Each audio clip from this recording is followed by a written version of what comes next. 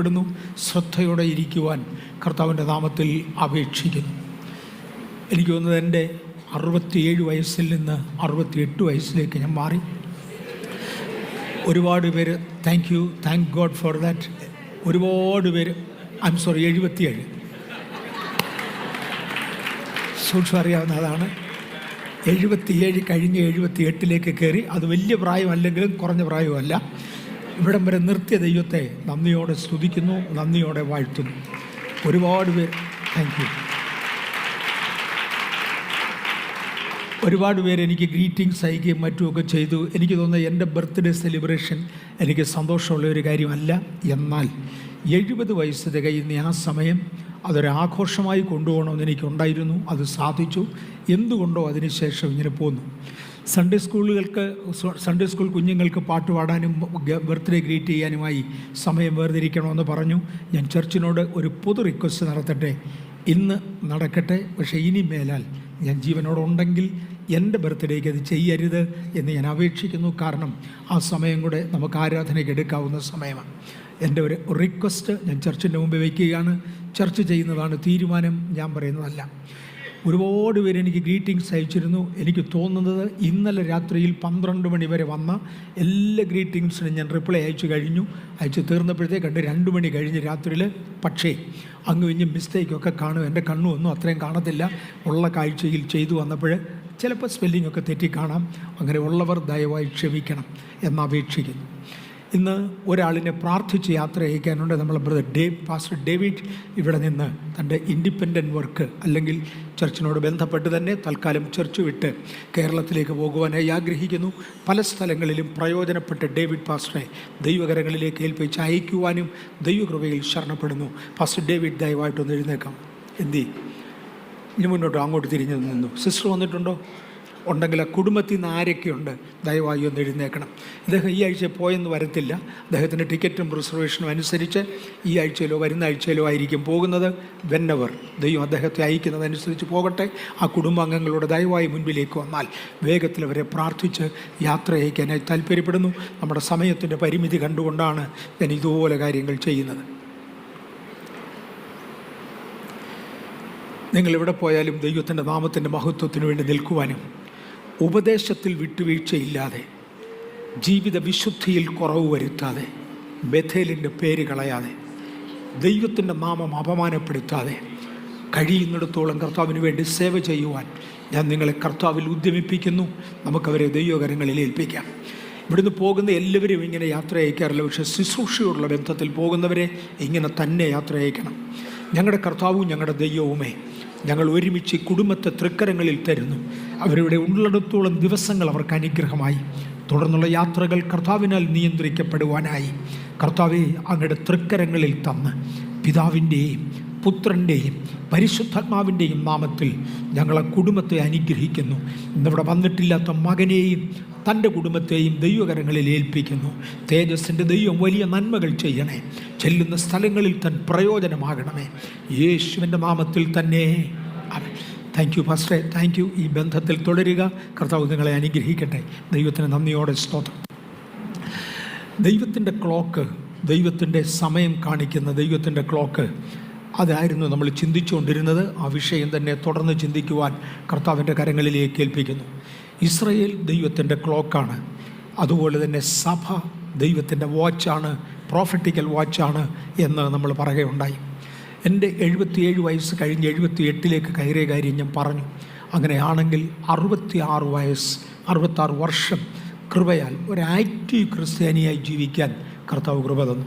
അതിന് മുമ്പുള്ള 12 വർഷം ഒരു പാസീവ് ക്രിസ്ത്യാനിയായിരുന്നു. പക്ഷെങ്കിൽ 66 വർഷങ്ങൾ ആക്റ്റീവ് ക്രിസ്ത്യാനിയായി, അതുപോലെ തന്നെ ഒരു സുവിശേഷ വേലക്കാരനായി കർത്താവിനെ സേവിക്കുവാൻ കർത്താവ് എനിക്ക് 66 വർഷമായി കൃപ തന്നു. ഇവിടെയുള്ള ഒരുപാട് പേരുടെ സഹകരണങ്ങൾ ഏറ്റവും വലുതായിരുന്നു. Thank you so much. സഭ എന്നോട് അതുപോലെ സഹകരിച്ചില്ലെങ്കിൽ ഇതുപോലെ നിൽക്കുവാൻ എനിക്ക് കഴിയത്തില്ലായിരുന്നു. എൻ്റെ മക്കൾ എന്നോട് സഹകരിച്ചു, എൻ്റെ ഭാര്യ എന്നോട് സഹകരിച്ചു. ആകയാൽ ഇന്നുവരെ നേരോടെ നിൽക്കുവാൻ കർത്താവ് കൃപ തന്നു. ഇന്ത്യയുടെ പ്രധാനമന്ത്രി ഇടയ്ക്കിടയ്ക്ക് വർഷം തോറും ഗ്രീറ്റിംഗ്സ് അയക്കാറുണ്ട്. ഈ വർഷവും നരേന്ദ്രമോദി സാറ് തൻ്റെ ഗ്രീറ്റിംഗ് അയച്ചു. എനിക്ക് തോന്നുന്നത് രാത്രി വളരെ ലേറ്റായിട്ടാണ് ഞാനതിൻ്റെ മറുപടി കൊടുത്തത്. ഞാൻ ഐ ആം ഓണേഡ് അത് പറയുവാൻ കർത്താവിൻ്റെ കൃപയിൽ ശരണപ്പെടുന്നു. ഗ്രീറ്റിംഗ്സ് അയച്ചവർക്ക് എല്ലാവർക്കും സാർ ഉൾപ്പെടെ എല്ലാവരെയും ഞാൻ അഭിനന്ദിക്കുന്നു. Thank you so much. ഞാൻ അദ്ദേഹത്തിന് കൊടുത്ത റെസ്പോൺസ് ഇതാണ്, അല്ലെങ്കിൽ കൊടുത്ത റിപ്ലൈ ഇതാണ്. ഈ വർഷം ഏറ്റവും ചെറിയൊരു റിപ്ലൈയാണ് കൊടുത്തത്. കഴിഞ്ഞ വർഷങ്ങളിൽ വലിയവനായ ദൈവത്തിന് വേണ്ടി ഭരിക്കുവാൻ ദൈവമാക്കിയതാണെന്നും ആ സ്ഥാനം സൂക്ഷിക്കണമെന്നും ഞാൻ കഴിഞ്ഞ വർഷങ്ങളിൽ അദ്ദേഹത്തോട് അപേക്ഷിച്ചിട്ടുണ്ട്. ഈ വർഷം അതിനുള്ള നേരം കിട്ടിയില്ല, അതുകൊണ്ട് ചുരുക്കുവാൻ ഇടയായി തീർന്നു. പാസ്റ്റർ ഡേവിഡിനെ നമ്മളെ യാത്ര അയച്ചു കഴിഞ്ഞു. ദൈവത്തിൻ്റെ ടൈം ടേബിളായ ദൈവസഭ എന്ന ആശയവും അതുപോലെ തന്നെ ദൈവത്തിൻ്റെ ട്രിഗറിങ് പീരീഡുമാണ് നമ്മൾ ചിന്തിച്ചുകൊണ്ടിരുന്നത്. അതിവേഗത്തിൽ അതിലൂടെ പോകുകയാണ്. ലോക ചരിത്രത്തിലെ ഏറ്റവും വലിയ ദൈവിക ട്രിഗറിങ് നടന്നത് യേശുവിൻ്റെ കാൽവറിയിലാണ്. നിവൃത്തിയായി എന്ന ദൈവിക പ്രസ്താവനയോടെ ചരിത്രത്തെ രണ്ടായി പിളർന്ന് കീറിക്കൊണ്ട് ഇസ്രായേൽ സഭയ്ക്ക് താൽക്കാലികമായി ഒരന്തം കൽപ്പിച്ച് ദൈവസഭയെ ആ സ്ഥാനത്തേക്ക് പ്രൊമോട്ട് ചെയ്ത് യേശുക്രിസ്തു കാൽവറിയിൽ നടത്തുന്ന പ്രസ്താവനയും ദൈവം ഉയർത്തിയതായ ആ പ്രത്യേക ട്രിഗറിങ്ങുമാണ് കണ്ടത്.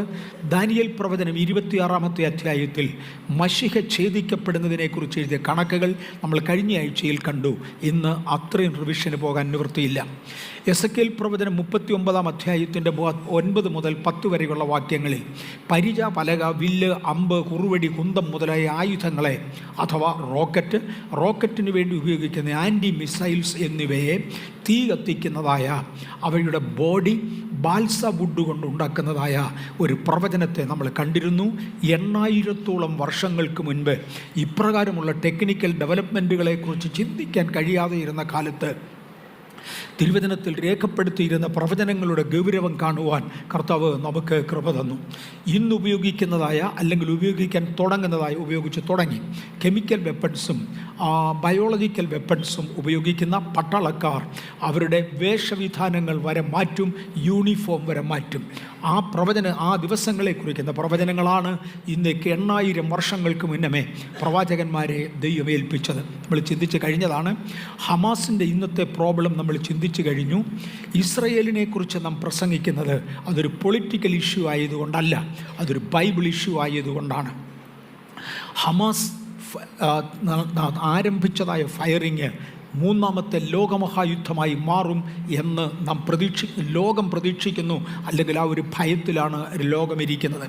അതുകൊണ്ട് ഇസ്രയേൽ അതിനെക്കുറിച്ച് ഗൗരവമായി ചിന്തിക്കുന്നതും തുടർന്നുമുള്ള കാര്യങ്ങൾ നമ്മൾ കഴിഞ്ഞ ആഴ്ചയിൽ ചിന്തിച്ചു. ഞാൻ കഴിഞ്ഞ ആഴ്ചത്തെ റിവിഷൻ എടുത്ത ശേഷം മുന്നോട്ട് മാറാനാണ് ഉദ്ദേശിക്കുന്നത്. ഞാൻ ഗസയുടെ മതിലിനകത്തൊരു തീ അയക്കും, അതതിൻ്റെ അരമനകളെ ദഹിപ്പിച്ച് കളയുമെന്ന് ആമോസ് പ്രവചിച്ചതും ഏതാണ്ട് 700-ഓളം വർഷങ്ങൾക്ക് പുറകിലാണ്. 7000-ഓളം വർഷങ്ങൾക്ക് പുറകിലാണ്. ബേണിംഗ് ഗാസയെക്കുറിച്ച് ഇന്ന് നമുക്ക് കാണുവാൻ കഴിയും. ബേണിംഗ് ഗാസയുടെ വ്യത്യസ്ത രൂപങ്ങൾ നമുക്ക് കാണുവാൻ കഴിയും. യെരുശലേമിലും തീയുണ്ട്, ഗാസയിൽ മാത്രമല്ല തീയ്. കാര്യം അന്നാളിൽ നിശ്ചയമായിട്ട് ഇസ്രയേൽ ദേശത്തൊരു വലിയ ഭൂകമ്പമുണ്ടാകും. എസെക്കിയേൽ പ്രവചനം 38-ാം അധ്യായത്തിൻ്റെ 19-ാമത്തെ വാക്യമാണ്. ഈ കാലഘട്ടങ്ങളിലെക്കുറിച്ച് പ്രവചിച്ചിരിക്കുകയാണ്. അന്നാളിൽ നിശ്ചയമായിട്ട് ഇസ്രയേൽ ദേശത്ത് ഒരു വലിയ ഭൂകമ്പമുണ്ടാകുമെന്ന് ഞാൻ എൻ്റെ തീഷ്ണതയിലും എൻ്റെ കോപാഗ്നിയിലും സത്യം ചെയ്തിരിക്കുന്നു. എസെക്കിയേൽ 38:20 ഇങ്ങനെ പറയുന്നു: അങ്ങനെ സമുദ്രത്തിലെ മത്സ്യവും ആകാശത്തിലെ പറവയും കാട്ടിലെ മൃഗവും നിലത്തിഴയുന്ന ഇഴജാതിയൊക്കെയും ഭൂതലത്തിലെ സകല മനുഷ്യരും എൻ്റെ സന്നിധിയിൽ വിറയ്ക്കും. ദേശം വിറയ്ക്കുമാറ്, അതിലെ ജീവികൾ വിറയ്ക്കുമാറ് ദൈവം ചെയ്യുന്ന ഒരു കാര്യമാണ്. മറക്കരുത്, ആദമിനെ ദൈവം ഭരണമേൽപ്പിക്കുമ്പോൾ ഭൂമിയുടെ ഭരണം, മൃഗങ്ങളുടെ ഭരണം, പക്ഷികളുടെ ഭരണം, ഇവിടുത്തെ ഇഴജാതികളുടെ ഭരണം, മത്സ്യങ്ങളുടെ ഭരണം എന്നിവ ഏൽപ്പിച്ചെങ്കിൽ ആദമേ അങ്ങത് നോക്കാതെ വന്നതിനാൽ ഭാവി തലമുറയിൽ ഇസ്രയേലിൽ ഇതെല്ലാം നടുങ്ങുന്നത് പോലെ ചില സംഭവങ്ങൾ ഉണ്ടാകും എന്ന് കർത്താവ് എടുത്തു പറയുകയാണ്. ഇനിയും അവിടെ തന്നെയല്ല തീ ഉണ്ടാകുന്നത്. മലാഖിയുടെ പുസ്തകം 4:1 ചൂള പോലെ കത്തുന്ന ഒരു ദിവസം വരും. അപ്പോഴഹങ്കാരികളൊക്കെയും സകല ദുഷ്പ്രവർത്തിക്കാരും താളടിയാകും. വരുവാനുള്ള ആ ദിവസം വേരും കൊമ്പും ശേഷിപ്പിക്കാതെ അവരെ ദഹിപ്പിച്ച് കളയുമെന്ന് സൈന്യങ്ങളുടെ യഹോവ അരുളി ചെയ്യുന്നു. ഇത് ഇസ്രയേലിനോടുള്ള പ്രവചനം അല്ല. ഗാസയോടുള്ള പ്രവചനം അല്ല ഇത്. ഇതിനകത്തിരിക്കുന്ന ഞാനും നിങ്ങളും ഉൾപ്പെടുന്ന മുഴുവൻ ലോകത്തോടുമുള്ള പ്രവചനമാണ്. മറക്കരുത്. ഗാസയിൽ തീ വന്നെങ്കിൽ, യെരുശലേമിൽ തീ വന്നെങ്കിൽ യാതൊരു വ്യത്യാസവുമില്ല. മനുഷ്യരുടെ ഇടയിൽ മുഴുവനും എല്ലായിടങ്ങളിലും ഈ തീ കത്തും എന്ന് മറക്കരുത്. ഇത് സകല പാപികൾക്കും വരും. അന്ന് ദൈവത്തിൻ്റെ കോപാഗ്നിയിൽ ദഹിക്കാതിരിക്കേണ്ടതിന് ഈ ദിവസങ്ങളിൽ ഈ സന്ദേശം ഗൗരവത്തോടെ ഏറ്റെടുക്കാം. ഇത് ഞാൻ ഓർപ്പിക്കുന്നു. 2 പത്രോസ് 3-ാം അധ്യായത്തിൻ്റെ 6-7 വാക്യങ്ങളിൽ പഴയ നിയമത്തിലെ വാക്യമാണ് ആദ്യം ഞാൻ ഉദ്ധരിച്ചത്. ഇത് പഴയ നിയമത്തിൻ്റെ ഉദ്ധരണികളിൽ നിന്ന് എടുത്തതാണ്. എന്നാൽ പുതിയ നിയമത്തിലും പത്രോസിൻ്റെ 2-ാമത്തെ ലേഖനം 3-ാം അധ്യായം 6-7 അതിനാൽ അഥവാ ദൈവത്തിൻ്റെ വചനത്താൽ, അതിനാൽ എന്നവിടെ ഉദ്ധരിച്ചിരിക്കുന്നത് ദൈവവചനത്തെക്കുറിച്ചാണ്. അതിനാൽ ദൈവത്തിൻ്റെ വചനത്താൽ അന്നുള്ള ലോകം ജലപ്രളയത്തിൽ മുങ്ങി നശിച്ചു എന്നും ഇപ്പോഴത്തെ ആകാശവും ഭൂമിയും അതേ വചനത്താൽ തീക്കായി സൂക്ഷിച്ചും ഭക്തികെട്ടവരുടെ ന്യായവിധിയും ഭക്തികെട്ട മനുഷ്യരുടെ നാശവും സംഭവിപ്പാനുള്ള ദിവസത്തേക്ക് കാത്തുമിരിക്കുന്നുവെന്നും അവർ മനസ്സോടെ മറന്നുകളയുന്നു. പണ്ടൊരിക്കൽ നോഹയുടെ കാലത്ത് ഈ വചനത്താൽ ജലപ്രളയമുണ്ടായി എങ്കിൽ ഇനി ഒരിക്കൽ ഇതേ വചനത്താൽ തീക്കായി ഈ ഭൂമിയെ സൂക്ഷിച്ചിരിക്കുകയാണ് എന്നും ആ തീയിൽ അകപ്പെടാതെ രക്ഷപ്പെടേണ്ടത് നമ്മുടെ കടമയാണ് എന്നും ഓർത്തിരിക്കുക.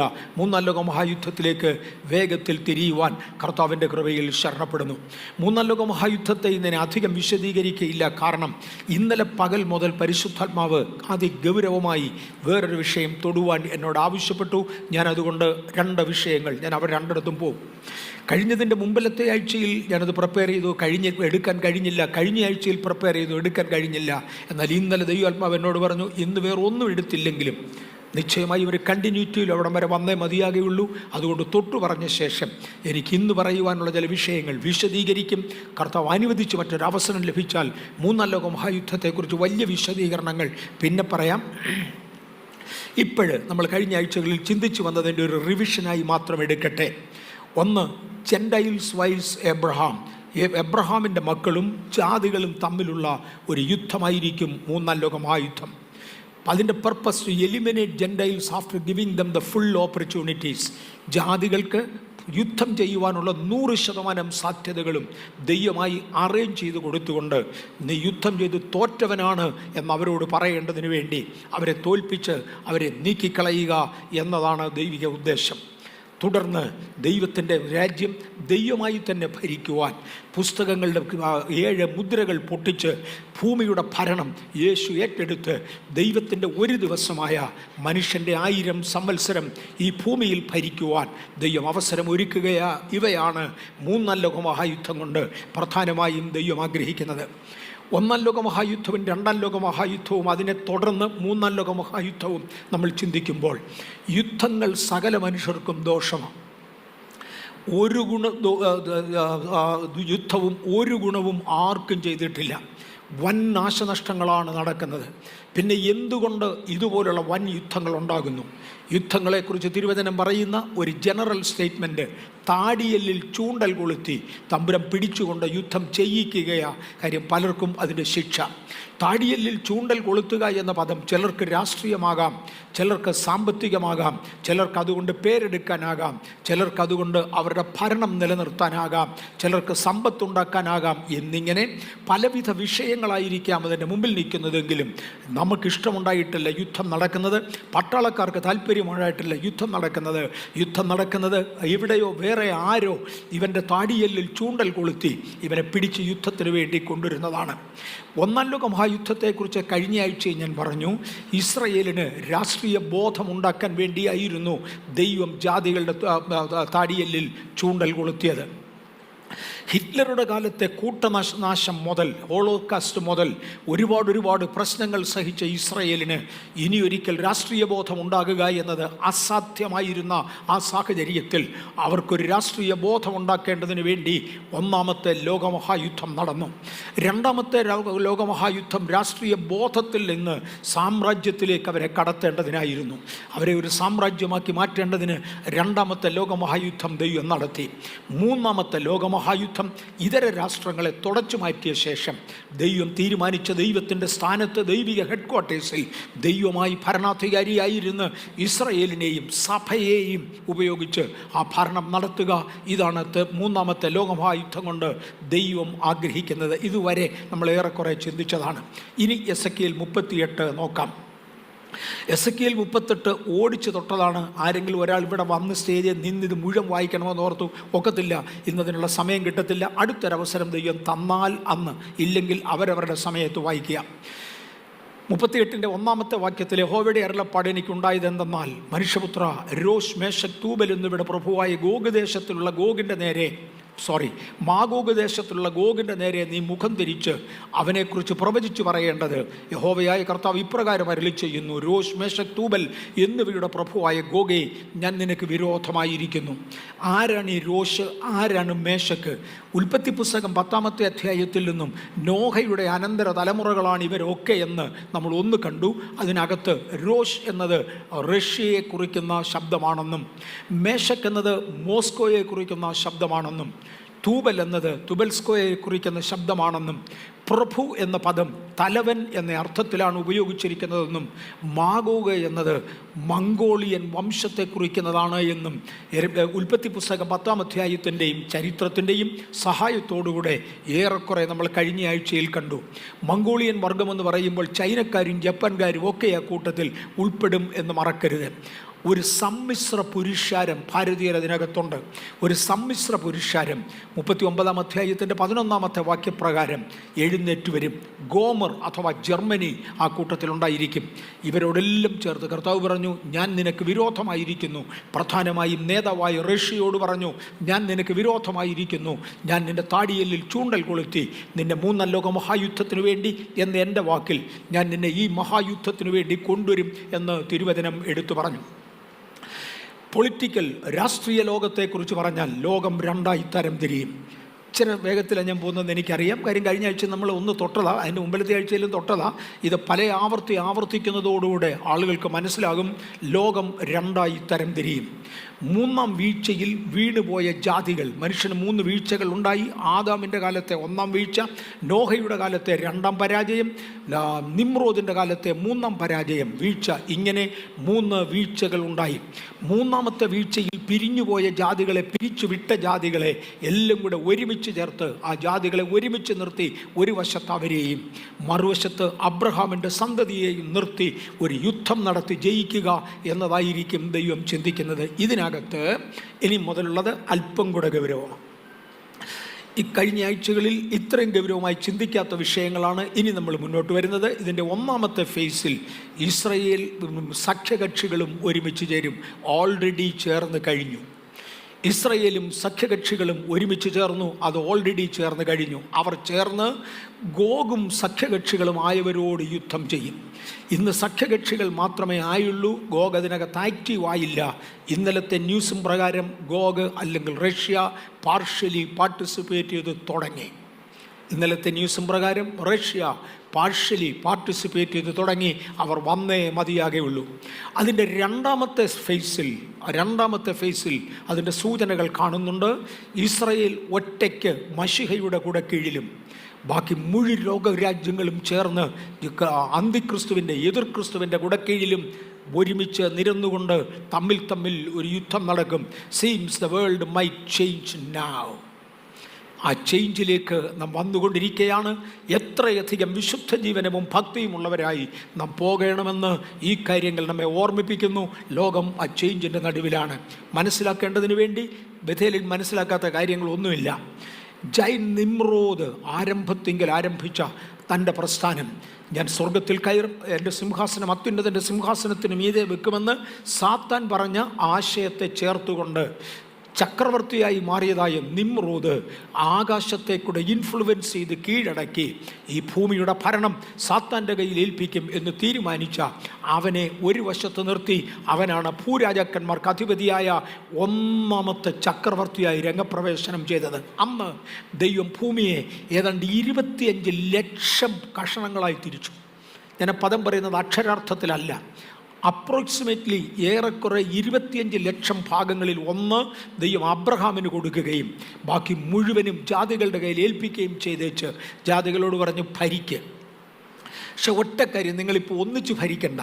ഇപ്പം നിങ്ങൾ ഒന്നിച്ച് ഭരിക്കണ്ട. നിങ്ങൾക്ക് ഒരുപാട് പേർക്ക് ഭരിക്കണമെന്ന് താല്പര്യമുണ്ട്.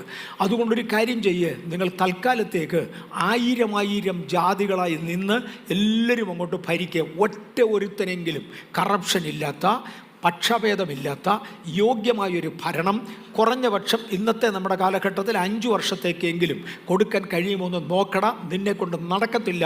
കാര്യം അന്ധകാരത്തിൻ്റെ അധിപതി ഭരിക്കുന്ന ഒരു കാലം, അവൻ്റെ കീഴിൽ നിന്ന് ഭരിക്കുന്ന ഒരു വ്യക്തിക്ക് യോഗ്യമായൊരു ഭരണം കാഴ്ചവെക്കുവാൻ കഴിയുകയില്ല. നിങ്ങൾ ചെയ്തോളാൻ പറഞ്ഞു, അവരെ പിരിച്ചുവിട്ടു. എന്നാൽ ദൈവം ഇനിയൊരിക്കൽ അവരെ ഒരുമിച്ച് ചേർക്കും. ചേർന്നുകൊണ്ട് പറയും, നിമ്രോദിൻ്റെ നേതൃത്വത്തിൽ നിങ്ങൾക്ക് ഒരുമിച്ച് ചേരാം, അല്ലെങ്കിൽ വൺ വേൾഡ് ഗവൺമെൻറ് ഫോം ചെയ്യാം. നമ്മളവിടെ വരും. എന്നിട്ട് നിങ്ങൾ ഒരുമിച്ച് എൻ്റെ ജനമായ ഇസ്രായേലിനോട് യുദ്ധം ചെയ്യണം.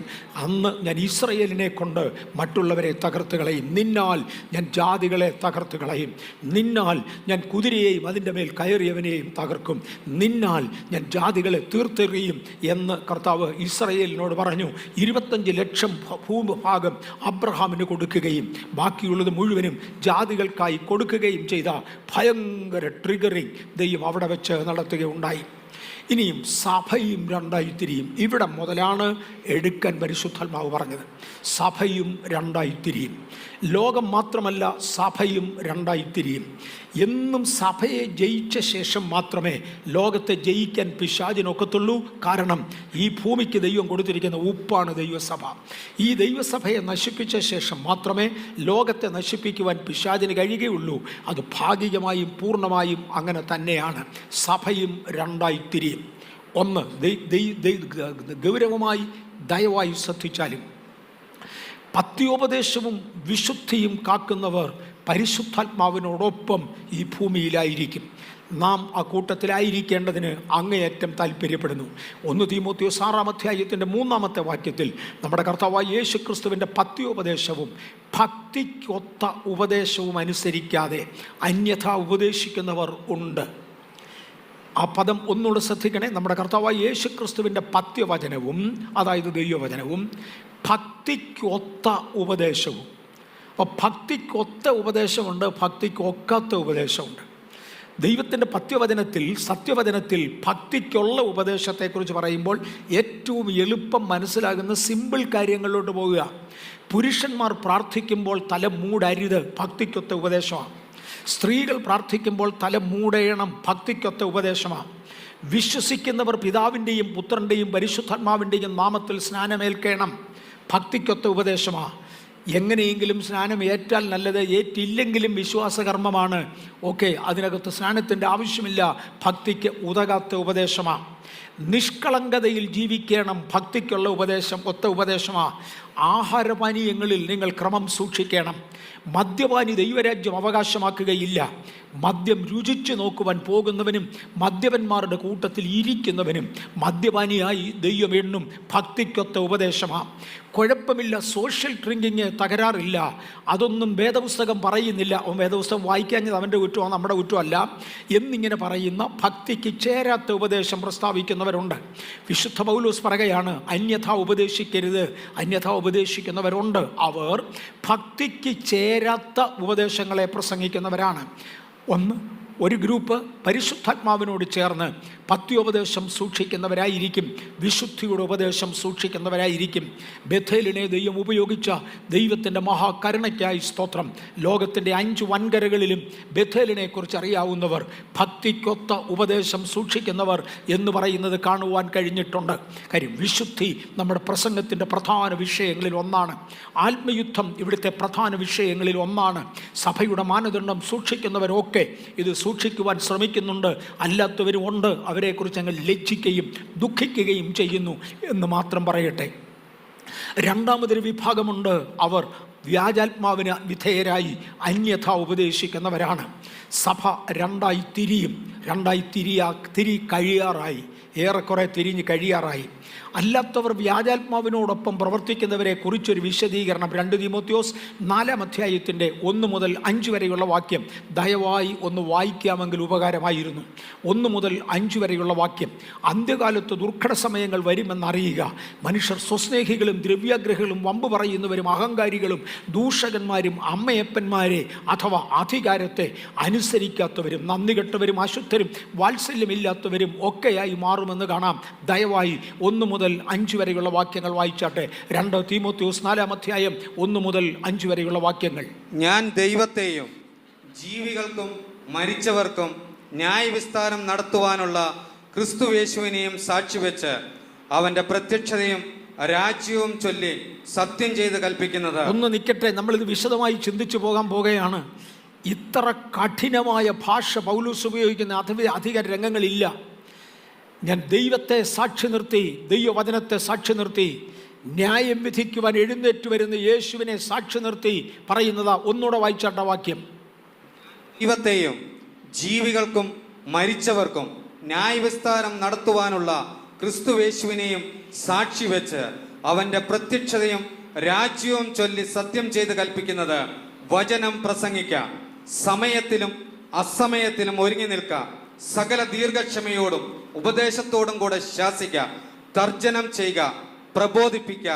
അവർ പത്യോപദേശം പൊറുക്കാതെ. ഇനിയും പത്യോപദേശത്തിന് വിപരീതമായി വരുന്നത് എന്തൊക്കെയാണെന്നും പത്യോപദേശം എന്താണെന്നും ചിന്തിക്കാം. പത്യോപദേശം, ആ പദത്തിലൊന്ന് നിൽക്കട്ടെ. പത്യോപദേശം. സിസ്റ്റർ മേരി കോവൂർ ഇവിടെ പ്രസംഗിക്കുന്ന സമയത്ത് ഒരിക്കൽ പറഞ്ഞ ഒരു പദമുണ്ട്. ഒരു വീട്ടിൽ നെല്ല് കുത്താൻ വരുന്ന ഒരു സ്ത്രീ ഉണ്ടായിരുന്നു. ഒരിക്കൽ സ്ത്രീ വന്ന് ആ ഉടമസ്ഥരോട് പറഞ്ഞു, ഞാൻ ഈ ഒരാഴ്ച കൂടെ നെല്ല് കുത്താം, വരുന്ന ആഴ്ചയിൽ നെല്ല് കുത്താൻ വരത്തില്ല. എന്തു പറ്റി? വീട്ടുകാർ ചോദിച്ചപ്പോൾ പറഞ്ഞു, ഞാൻ നെയ്യ് കഴിച്ച് പഥ്യമിരിക്കാൻ പോകുകയാ. അല്ല, ഈ നെയ്യ് കഴിക്കുന്നത് കൊണ്ട് നിനക്ക് ആരോഗ്യം കൂടുകയല്ലേ ഉള്ളൂ, പക്ഷേ അതിൻ്റെ കൂടെ ഒരു പഥ്യമുണ്ട്. എന്നാ പഥ്യം? ഇന്നത് തിന്നരുത്, ഇന്ന ജോലി ചെയ്യരുത്, ഇന്ന കാര്യങ്ങൾ ചെയ്യണം. പഥ്യമെന്ന് പറഞ്ഞാൽ എന്തുവാണെന്ന് ഇതിനകത്തിരിക്കുന്ന ഒരുപാട് പേർക്കറിയാം. പഥ്യ ഉപദേശം. ആ ഉപദേശത്തോടു കൂടെ അനേകം നിഷ്കർഷകളുണ്ട്. ദൈവത്തിൻ്റെ വചനം കുത്തഴിഞ്ഞ പുസ്തകമല്ല, ഉപദേശം കുത്തഴിഞ്ഞ പുസ്തകമല്ല, അതിൻ്റെ നിബന്ധനകളുണ്ട്. അവർ പഥ്യോപദേശം പൊറുക്കാതെ. വായിച്ചാട്ടെ. പൊറുക്കാതെ കർണരസകമാകാറ് സ്വന്തം മോഹങ്ങൾക്കൊത്തവണ്ണം ഉപദേഷ്ടാക്കന്മാരെ പെരുക്കുകയും. ഒരുപാട് ഉപദേഷ്ടാക്കന്മാർ കർണരസമാകുമാറ് പ്രസംഗിക്കുന്നവരുണ്ട്. കഴിവുണ്ടെങ്കിൽ അങ്ങനെയുള്ളവരുടെ മെസ്സേജ് ശ്രദ്ധിക്കരുത് എന്ന് ഞാൻ പലരോടും ആവശ്യപ്പെടും. കാര്യം നമ്മുടെ സമയം കൊല്ലുകയാണ്. പെന്തക്കോസ്തിൻ്റെ ആരംഭകാലത്തെങ്കിൽ ചീട്ട് കളിക്കുന്നവരെ പെന്തക്കോസ്ത് അംഗീകരിക്കുകയില്ലായിരുന്നു. പക്ഷെ ചെസ് കളിയെക്കുറിച്ച് അന്ന് ഞാൻ കേട്ടിട്ടില്ല. ഞാൻ ഒന്നുകൂടെ ആവർത്തിക്കാം. ചീട്ട് കളിക്കുന്നവരെ പെന്തക്കോസ്തുകാർ അംഗീകരിക്കത്തില്ലായിരുന്നു. കാര്യം സമയം കൊല്ലുകയാണ്. പക്ഷെ ചെസ് കളിയെക്കുറിച്ച് ഒരു പെന്തക്കോസ്തുകാരനും പറയാതിരുന്നത് കൊണ്ട് ഞങ്ങൾക്ക് ചെസ് കളിക്കാൻ അവസരം കിട്ടിയപ്പോൾ ഞാൻ ചെസ് കളി പഠിച്ചു. പക്ഷെ താമസിക്കാതെ പരിശുദ്ധാത്മാവ് ദർശനങ്ങളിൽ എന്നോട് ഇടപെട്ടേച്ച് എന്നോട് പറഞ്ഞു, ലോകക്കാരൻ്റെ വഴിയെ നടന്നാൽ ലോകക്കാരനെ പോലെ നീ മാറും. ആത്മീകനെ പോലെ നിൽക്കണമെങ്കിൽ നിന്റെ സമയം നഷ്ടമാക്കരുത്. എൻ്റെ സമയത്തിന് വിലമുണ്ട്.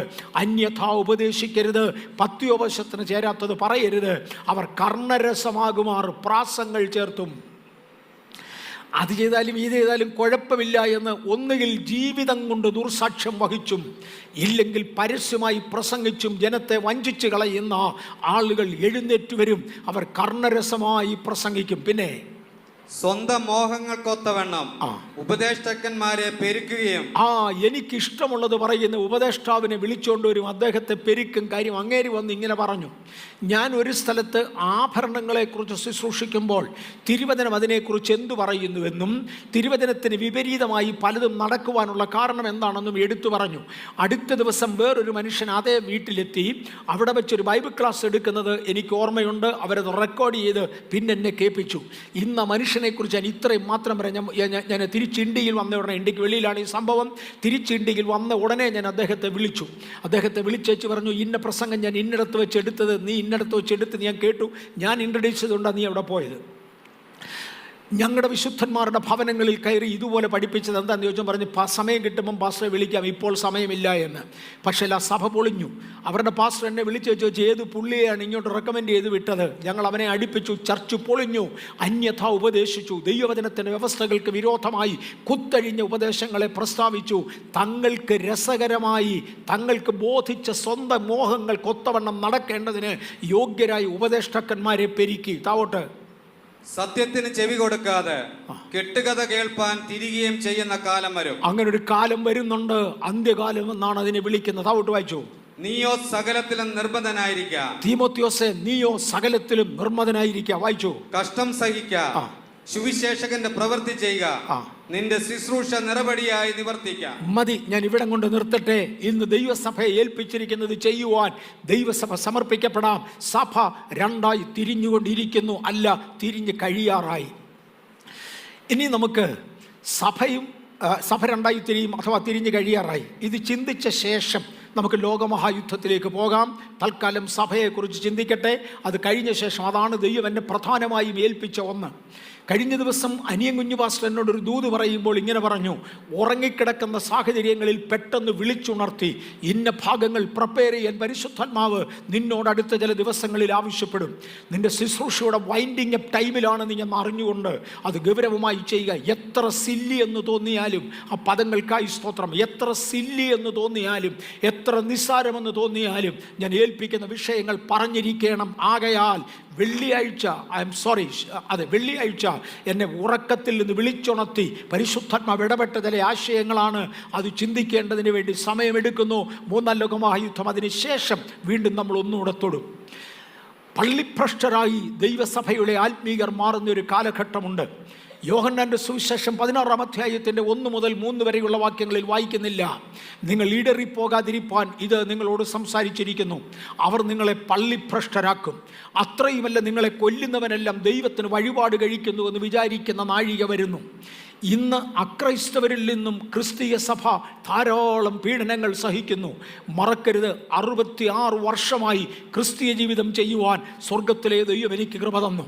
എൻ്റെ 66 വർഷത്തെ ആക്റ്റീവായ ക്രിസ്ത്യൻ ലൈഫിൻ്റെ ആരംഭകാലത്ത് പെന്തക്കോസ്തുകാരെ തല്ലിയിരുന്നത് നോൺ ക്രിസ്ത്യൻസ് അല്ല, ക്രിസ്തീയ നാമധേയമുള്ളവരായിരുന്നു തല്ലിയത്. അല്പം കൂടെ മുന്നോട്ട് വരാം. പരിശുദ്ധാത്മാവിൻ്റെ പ്രവർത്തനങ്ങൾ സഭയ്ക്കകത്തായപ്പോൾ ആരെങ്കിലും ആത്മീകരായ ദൈവദാസന്മാരെക്കുറിച്ച് അപവാദം പറയുന്നതും അവരെ പള്ളിഭ്രഷ്ടരാക്കുന്നതും ഇന്നാരെയും പ്രസംഗത്തിന് വിളിക്കരുതെന്ന് പറയുന്നതും, അതെ, ദൈവജനത്തെ പള്ളിഭ്രഷ്ടരാക്കിയ, ആത്മീയരെ പള്ളിഭ്രഷ്ടരാക്കിയ, കഴിഞ്ഞ കാലം കണ്ട് അനുഭവത്തിൽ നിന്ന് വിളിച്ചു പറയുവാൻ 66 വർഷം ക്രിസ്തുമണ്ഡലത്തിൽ നിർത്തിയ ദൈവത്തെ നന്ദിയോടെ വാഴ്ത്തുകയാണ്. യേശു പറഞ്ഞു, ഒന്ന്, അവർ നിങ്ങളെ പള്ളിഭ്രഷ്ടരാക്കും. അവിടം കൊണ്ട് തീർന്നില്ല, നിങ്ങളെ കൊല്ലുന്നവൻ ദൈവത്തിന് വഴിപാട് കഴിക്കുന്നുവെന്ന നാഴിക വരുന്നു.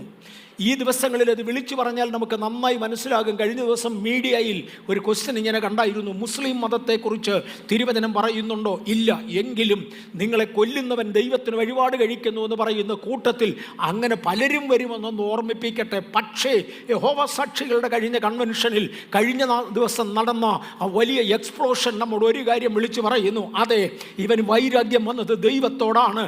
നിങ്ങളെ കൊല്ലുന്നവൻ ദൈവത്തിന് വഴിപാട് കഴിക്കുന്നുള്ള നാഴിക വരുന്നു. തുടങ്ങിയത് നമ്മുടെ മീറ്റിങ്ങുകൾക്ക് പാരലൽ മീറ്റിംഗ് വെച്ചും ഇന്നാരെയും മീറ്റിങ്ങിന് വിളിക്കരുതെന്ന് പറഞ്ഞു. ഓക്കെയാണ്. നിങ്ങൾക്കറിയാമോ, നമ്മുടെ ഈ ചർച്ച് വളരുവാനുള്ള അതിപ്രധാന കാരണങ്ങളിൽ ഒന്ന്, ആരെയൊക്കെ പിശാച് പള്ളിഭ്രഷ്ടരായി പ്രഖ്യാപിച്ചോ അങ്ങനെയുള്ളവരെ വിളിച്ചു കൊണ്ടുവന്ന് പ്രസംഗിപ്പിക്കുക എന്നതായിരുന്നു. കാരണം പൈശാചിക മണ്ഡലത്തിന് ചളുക്കം കൊടുത്തവരെ മാത്രമേ പിശാച് അങ്ങനെ തള്ളാറുള്ളൂ. അങ്ങനെയുള്ളവരെ വിളിച്ചു കൊണ്ടുവന്നാൽ അവിടെ സഭ വളരുവാൻ സാധ്യതയുണ്ട്. എന്നെയും അനേകർ വിളിക്കാനുള്ള കാരണം, ഒരു ദിവസം പോലും ഇല്ലാതെ വിളികളുണ്ട്, ക്ഷണങ്ങളുണ്ട്. അതിൻ്റെ കാരണം ഇതാണ്, പൈശാചിക മണ്ഡലത്തിന് ചളുക്കം വരുത്തിയാൽ പിശാച് നിങ്ങളെ പള്ളിഭ്രഷ്ടരാക്കും. യേശു വിളിച്ചു പറഞ്ഞു, നമ്പർ 1, നിങ്ങൾ പള്ളിഭ്രഷ്ടരാക്കപ്പെടും. 2, നിങ്ങളെ കൊല്ലുന്നവൻ ദൈവത്തിന് വഴിപാട് കഴിക്കുന്നു എന്ന നാഴിക വരും. ഇതിനെ തുടർന്ന് യേശു പറഞ്ഞ ഒരു പദം യോഹന്നാൻ 16-ന്റെ 1 മുതൽ 3 വരെയുള്ള വാക്യങ്ങളിൽ 3-ാമത്തെ വാക്യത്തിൽ, അവർ പിതാവിനെയും എന്നെയും അറിയായിക കൊണ്ടാണ് അങ്ങനെ ചെയ്യുന്നത്. യേശുവിനെ മുൻപിൽ നിർത്തിക്കൊണ്ട് മിണ്ടരുത്, നീ ആരാണെന്ന് പറയുവാൻ ദൈവവചനം ശരീരമായി ഉരുത്തിരിഞ്ഞ യേശുവിനെ മുൻപിൽ നിർത്തിക്കൊണ്ട് ഇവൻ വചനവിരോധിയാന്ന് പറയുന്ന ആ ന്യായശാസ്ത്രികളുടെ മുമ്പിൽ നിന്നുകൊണ്ട് മഹാപുരോഹിതന്മാർ യേശുവിനെ പള്ളിഭ്രഷ്ടനാക്കിയ ആ സംഭവത്തെ ഓർമ്മിപ്പിച്ചുകൊണ്ട് യേശു പറയുകയാണ്, അവർ പിതാവിനെയും എന്നെയും അറിയായിക കൊണ്ട് അങ്ങനെ ചെയ്യും. മത്തായി 11:6 എന്നാൽ എങ്കിൽ ഇടറിപ്പോകാത്തവനെല്ലാം ഭാഗ്യവാൻ എന്നുത്തരം പറഞ്ഞു. ഈ പള്ളിഭ്രഷ്ട് കേൾക്കുമ്പോൾ ദൈവത്തെ അനുസരിക്കുന്നവർക്കായി കർത്താവിനെ വാഴ്ത്തുന്നു. എങ്കിൽ ഇടറിപ്പോകാത്തവനൊക്കെയും ഭാഗ്യവാൻ. രണ്ടാം പാഠത്തിലോട്ട് കയറട്ടെ. നമ്മൾ എന്തിനാപ്പം ഇതിനൊക്കെ വാചകം അടിക്കാൻ പോകുന്നത്? മിണ്ടാതെ അവനവൻ്റെ പണി നോക്കി നടന്നാൽ പോരെ. അതെന്നേ യേശു അവരോട് പറയുന്ന വാചകമുണ്ട്. മർക്കോസിൻ്റെ സുവിശേഷം 8:38 വ്യഭിചാരവും പാപവുമുള്ള ഈ തലമുറയിൽ ആരെങ്കിലും എൻ്റെയും എൻ്റെ വചനങ്ങളെയും കുറിച്ച് നാണിച്ചാൽ അവനെക്കുറിച്ച് മനുഷ്യപുത്രൻ തൻ്റെ പിതാവിൻ്റെ തേജസ്സിൽ വിശുദ്ധ ദൂതന്മാരുമായി വരുമ്പോൾ ലജ്ജിക്കും. നാണിച്ചാൽ നാണിക്കുന്നവനും ലജ്ജിപ്പിച്ചാൽ ലജ്ജിക്കുന്നവനുമായ ദൈവം. ഞാനും നിങ്ങളും സ്വർഗോന്നതങ്ങളിലേക്ക് എടുക്കപ്പെടേണ്ട ആ ദിവസങ്ങളിൽ കോടി കോടി വിശുദ്ധന്മാർ ഒരുമിച്ച് വന്ന് ദൈവത്തോട് ചോദിക്കുന്ന ഒരു ചോദ്യമുണ്ട്. വെള്ളവസ്ത്രം ധരിച്ച് കയ്യിൽ കുരുത്തോലകളുമായി ഭൂമിയിൽ നിന്ന് വരുന്നവർ ഇവരാരാണ്? യേശുവാണ് വന്ന് സാക്ഷ്യം പറയേണ്ടത്. എൻ്റെ രക്തത്താൽ വീണ്ടെടുക്കപ്പെട്ടവരാണ്. പക്ഷേ യേശു പറഞ്ഞ ആരെങ്കിലും ഒരുത്തൻ എന്നെയും എൻ്റെ വചനത്തെയും കുറിച്ച് ആ വ്യഭിചാരവും കോട്ടവുമുള്ള തലമുറയിൽ ലജ്ജിച്ചാൽ അവനെക്കുറിച്ച് ദൈവദൂതന്മാരുടെ മുമ്പിൽ ഞാനും ലജ്ജിക്കും. ലജ്ജിക്കാതെ കർത്താവിനെ സാക്ഷിക്കുവാൻ ഈ ദിവസങ്ങളിൽ സ്വർഗത്തിലെ ദൈവം നമുക്ക് കൃപ തരട്ടെ. യേശുവേ, അങ്ങയുടെ കാര്യം മാത്രമാണോ? അല്ലെന്നേ. പൗലോസിനോടൊന്ന് ചോദ്യര്. അദ്ദേഹം പറഞ്ഞു, എനിക്ക് ലജ്ജയില്ല. റോമാലേഖനം 1:16 സുവിശേഷത്തെക്കുറിച്ച് എനിക്ക് ലജ്ജയില്ല. വിശ്വസിക്കുന്ന ഏവനും ആദ്യം യഹൂദനും പിന്നെ യവനും അത് രക്ഷയ്ക്കായി ദൈവശക്തിയാകുന്നുവല്ലോ. മനസ്സിലാകുന്നുണ്ടെന്ന് തോന്നുന്നു. എൻ്റെ 12ാമത്തെ വയസ്സിൽ സ്നാനപ്പെട്ട ശേഷം സ്കൂളിൽ നിന്ന് എന്നെ പുറത്താക്കി. അന്ന് സ്കൂൾ നടക്കുന്ന സമയത്ത് സ്കൂളിൻ്റെ അടുത്തും കൂടെയുള്ള റോഡിൽ കൂടെ വല്ലപ്പോഴും വരെ ആവശ്യത്തിന് എങ്ങോട്ടെങ്കിലും പോയാൽ ക്ലാസ്സിനകത്ത് പഠിച്ചുകൊണ്ടിരിക്കുന്ന വിദ്യാർത്ഥികൾ വരെ അല്ലേലി എന്ന് വിളിക്കുമായിരുന്നു. എന്നെ കാണുമ്പം ഞാനും ഉറക്കെ വിളിക്കും. കാര്യം നീ വീണ്ടും വിളിയടാ, അശുദ്ധൻ്റെ വായിൽ നിന്ന പദം ഒന്നുകൂടെ വരട്ടെന്ന്. എന്നെ ഫോൺ എടുത്ത് ചീത്ത വിളിക്കുന്നവരുണ്ട്. അവരോട് ഞാൻ പറയും, ഇച്ചിരി കഴിഞ്ഞ് ഞാൻ ഒന്നുകൂടെ വരാം, അന്നേരത്ത് വീണ്ടും വിളിക്കണം, ഒരു ചായ വാങ്ങിച്ചു തരാം. ഒരു ചായ തരാം. ചീത്ത വിളിച്ചാൽ ഞാൻ വെറുതെ വിടത്തില്ല. ഒരു ചായ വാങ്ങിച്ചു തരാം. അതിൽ കൂടുതൽ വേണമെങ്കിൽ ഇന്ന് അതിനേക്കാൾ കൂടുതൽ ഞാൻ കൊടുക്കാറുണ്ട്. ഇവിടെ സ്തോത്ര കാഴ്ച എടുത്ത് തെറ്റിപ്പോയി മുഷിഞ്ഞ നാണയങ്ങൾ നമുക്ക് വേണ്ട എന്നൊക്കെ പറഞ്ഞ്, നാണയമല്ല നോട്ട്, നമുക്ക് വേണ്ട, നല്ലത് ദൈവത്തിന് കൊടുക്കാൻ പഠിപ്പിക്കുകയാണ് എൻ്റെ ജോലി എന്ന് പറഞ്ഞെടുത്ത് അത് തെറ്റിപ്പോയി എന്നും പറഞ്ഞ് തമ്പപ്പ് കാണിച്ചവരൊക്കെ ഉണ്ട്. പിന്നത്തേതിലെ കൊറോണ വന്ന ക്ഷാമ സമയത്ത് എന്നെ അപ്രോച്ച് ചെയ്തവരോടൊക്കെ ഞാൻ ചോദിച്ചു, നീ പണ്ട് ചീത്ത പറഞ്ഞ കൂട്ടത്തിലാണോ? ആണേ 100 രൂപ തരാം. ചീത്ത പറഞ്ഞില്ലെങ്കിൽ കാശില്ല. അങ്ങനെ എല്ലാവർക്കും കൊടുക്കാൻ ഞങ്ങളുടെ ഇല്ല. ഇന്ത്യയിൽ എത്ര ലക്ഷമുണ്ട്, എത്ര കോടിയുണ്ട്, എല്ലാവർക്കും കൊടുക്കാൻ ഞങ്ങളുടെ ഇല്ല. ചീത്ത വിളിച്ചതാണെങ്കിൽ സത്യം പറ, കാശ് തരാം. പൗലോസിന് പറയാനുള്ളത്, സുവിശേഷത്തെക്കുറിച്ച് എനിക്ക് ലജ്ജയില്ല. കാര്യം അത് ആദ്യം യഹൂദനും പിന്നെ യവനും രക്ഷയ്ക്കായി ദൈവശക്തിയാകുന്നുവല്ലോ. അവൻ്റെ ബദ്ധനായ എന്നെക്കുറിച്ച് ലജ്ജിക്കരുത്. ഇത് എം.എ. വർഗീസിൻ്റെ ചരിത്രത്തോട് ചേർത്ത് പൗലോസിൻ്റെ വാചകത്തിൽ നിന്ന് കോട്ട് ചെയ്യട്ടെ. അവൻ്റെ ബദ്ധനായ എന്നെക്കുറിച്ച് ലജ്ജിക്കരുത്. ഇന്നരെക്കുറിച്ച് ലോകം അപവാദം പറയുന്നു. ക്രിസ്ത്യാനിയെ കുറ്റം പറയുന്ന മാസികകൾ അപവാദം പറയുന്നു. നമ്മൾ അവനെക്കുറിച്ച് മിണ്ടാതിരിക്കാൻ പറഞ്ഞാൽ പൗലോസിന് പറയാനുള്ളത് അങ്ങനെ അല്ല. അവൻ്റെ സാക്ഷിയായ അവൻ്റെ ബദ്ധനായ എന്നെക്കുറിച്ച് ലജ്ജിക്കരുത്. 2 തീമോഥെയോസ് 1:8 അതുകൊണ്ട് നമ്മുടെ കർത്താവായ യേശുവിൻ്റെ സാക്ഷ്യത്തെയും അവൻ്റെ ബദ്ധനായ എന്നെയും കുറിച്ച് ലജ്ജിക്കാതെ സുവിശേഷത്തിനായി ദൈവശക്തിക്കൊത്തവണ്ണം നീയും എന്നോടുകൂടെ കഷ്ടം സഹിക്കുക. തീമോഥെയോസേ, നീയും കഷ്ടം സഹിക്കണം. കഴിഞ്ഞ നാളുകളിൽ മീഡിയ ട്രോളിംഗ് നെടുകയും കുറുകയും നടന്നപ്പോൾ എം.എ. വർഗീസിനോട് ചേർന്ന് നിന്ന് ലജ്ജ അനുഭവിക്കുവാൻ ബേഥേൽ തയ്യാറായതിനാൽ ഞാൻ ബേഥേലിനെ ഓർത്ത് ദൈവത്തെ സ്തുതിക്കുന്നു. ലോകത്തിൻ്റെ 5 വൻകരകളിലുമുള്ള അനേക ആത്മീക ഭക്തന്മാർ ലജ്ജ അനുഭവിക്കുന്ന ദൈവദാസന്മാരോട് ചേർന്ന് നിന്ന് ലജ്ജ അനുഭവിക്കാൻ തയ്യാറായത് ആത്മലോകത്തെ വളർത്തുവാൻ ദൈവത്തിന് കാരണമായി മാറി. ഈ സമയത്ത് ഈ പ്രശ്നം നടന്നുകൊണ്ടിരിക്കുമ്പോൾ മറക്കരുത്, റാപ്ചർ അല്ലെങ്കിൽ സഭയുടെ പുനരുത്ഥാനം സംഭവിക്കും. കർത്താവൂതൻ ഗംഭീരനാദത്തോടും പ്രധാന ദൂതൻ്റെ ശബ്ദത്തോടും ദൈവത്തിൻ്റെ കാഹളത്തോടും കൂടെ സ്വർഗത്തിൽ നിന്ന് ഇറങ്ങി വരികയും ക്രിസ്തുവിൽ മരിച്ചവർ മുൻപേ ഉയർത്തെഴുന്നേൽക്കുകയും ചെയ്യും. പിന്നെ ജീവനോടെ ശേഷിക്കുന്ന നാം അവനെ എതിരേൽക്കേണ്ടതിന് അവരോടൊപ്പം എടുക്കപ്പെടും. റാപ്ചർ നടക്കുന്നതാണ്. റാപ്ചർ എന്നൊരു പദം പുതിയ നിയമത്തിൽ ഇല്ല എന്ന് പറയുന്നവരുണ്ട്. സത്യം സത്യം സത്യം, റാപ്ചർ എന്നൊരു പദം പുതിയ നിയമത്തിലില്ല. അതുകൊണ്ട് കാര്യമില്ലെന്നല്ല. ട്രിനിറ്റി എന്നൊരു പദം പുതിയ നിയമത്തിലില്ല. അതുകൊണ്ട് കാര്യമില്ലെന്നല്ല. അങ്ങനെയാണെങ്കിൽ സാലറി എന്നൊരു പദവും പുതിയ നിയമത്തിലില്ലെന്നറിയാവോ? സാലറി, ശമ്പളം. ശമ്പളം എന്ന വാക്കുണ്ട്, സാലറി എന്ന പദം തിരുവചനത്തിൽ പുതിയ നിയമത്തിൽ ഇല്ല. മോനെ, അന്നത്തെ ഇംഗ്ലീഷ് അല്ല ഇന്നത്തെ ഇംഗ്ലീഷ്. അത് എഴുതുന്ന കാലത്ത് കുറിച്ചു വെച്ച വാക്കുകളല്ല ഈ കാലത്തുള്ളത്. അന്ന് ട്രിനിറ്റിയുടെ കാര്യം എഴുതിയിട്ടുണ്ടെങ്കിലും ട്രിനിറ്റി എന്നൊരു വാക്കില്ല. അന്ന് സാലറി ഇല്ല, സാലറി എന്നൊരു വാക്കില്ലാത്തത് കൊണ്ട് അത് കൊടുക്കാത്തതുപോലെ റാപ്ചർ എന്നും ട്രിനിറ്റി എന്നുള്ള വാക്കുകളൊന്നില്ല. They are technical words, they newly came. ഈ പദങ്ങൾ ബൈബിളിൽ ഇല്ല. ഗൗരവമായി കേട്ടോണം. സാലറി ഇല്ല എന്നതിൻ്റെ അർത്ഥം സാലറി വാങ്ങിക്കുന്നില്ലെന്നല്ല. അത് വാങ്ങിച്ചില്ലെങ്കിൽ എങ്ങനെ ജീവിക്കും? അതിന് കുഴപ്പമൊന്നുമില്ല, മറ്റേനെ കുഴപ്പമുള്ളത്. ലൈൻ ബസ് എന്നൊരു പദം ബൈബിളിൽ ഇല്ല. ട്രെയിൻ എന്നൊരു പദം ബൈബിളിൽ ഇല്ല. അതൊക്കെ ഉപയോഗിക്കാമെങ്കിൽ എന്തുകൊണ്ട് ടെക്നിക്കൽ വേർഡ് ഉപയോഗിച്ചുകൂടാ? There is going to be a rapture.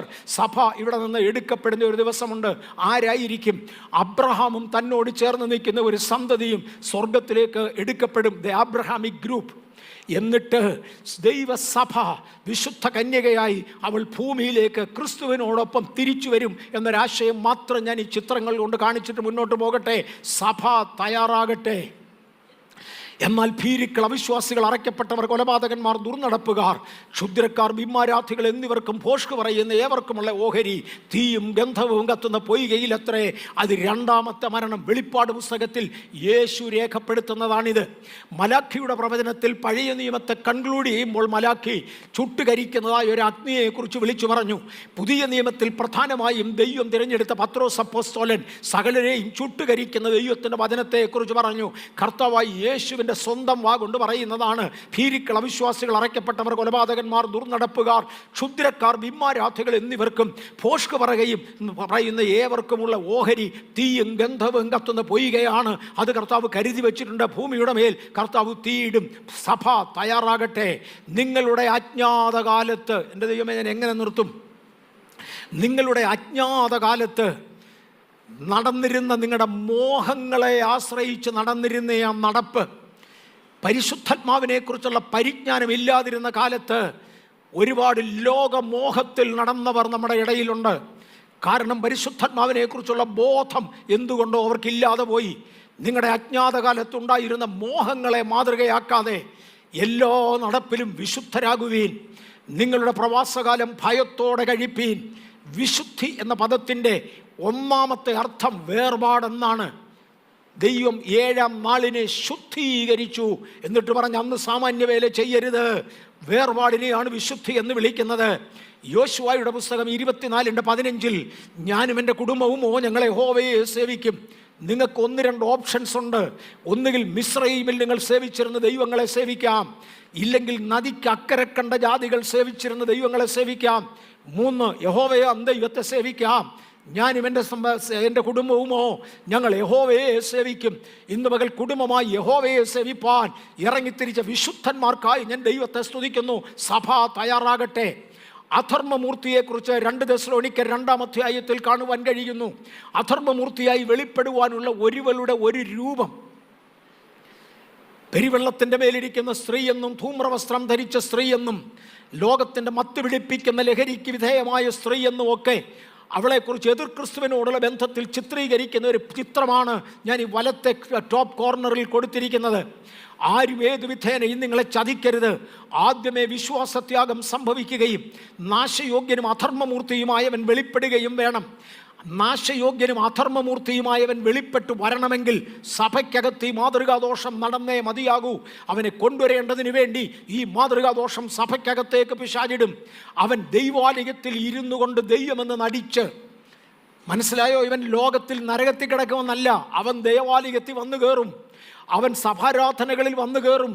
അവൻ വിശുദ്ധ ശുശ്രൂഷകളിൽ വന്നു കയറും.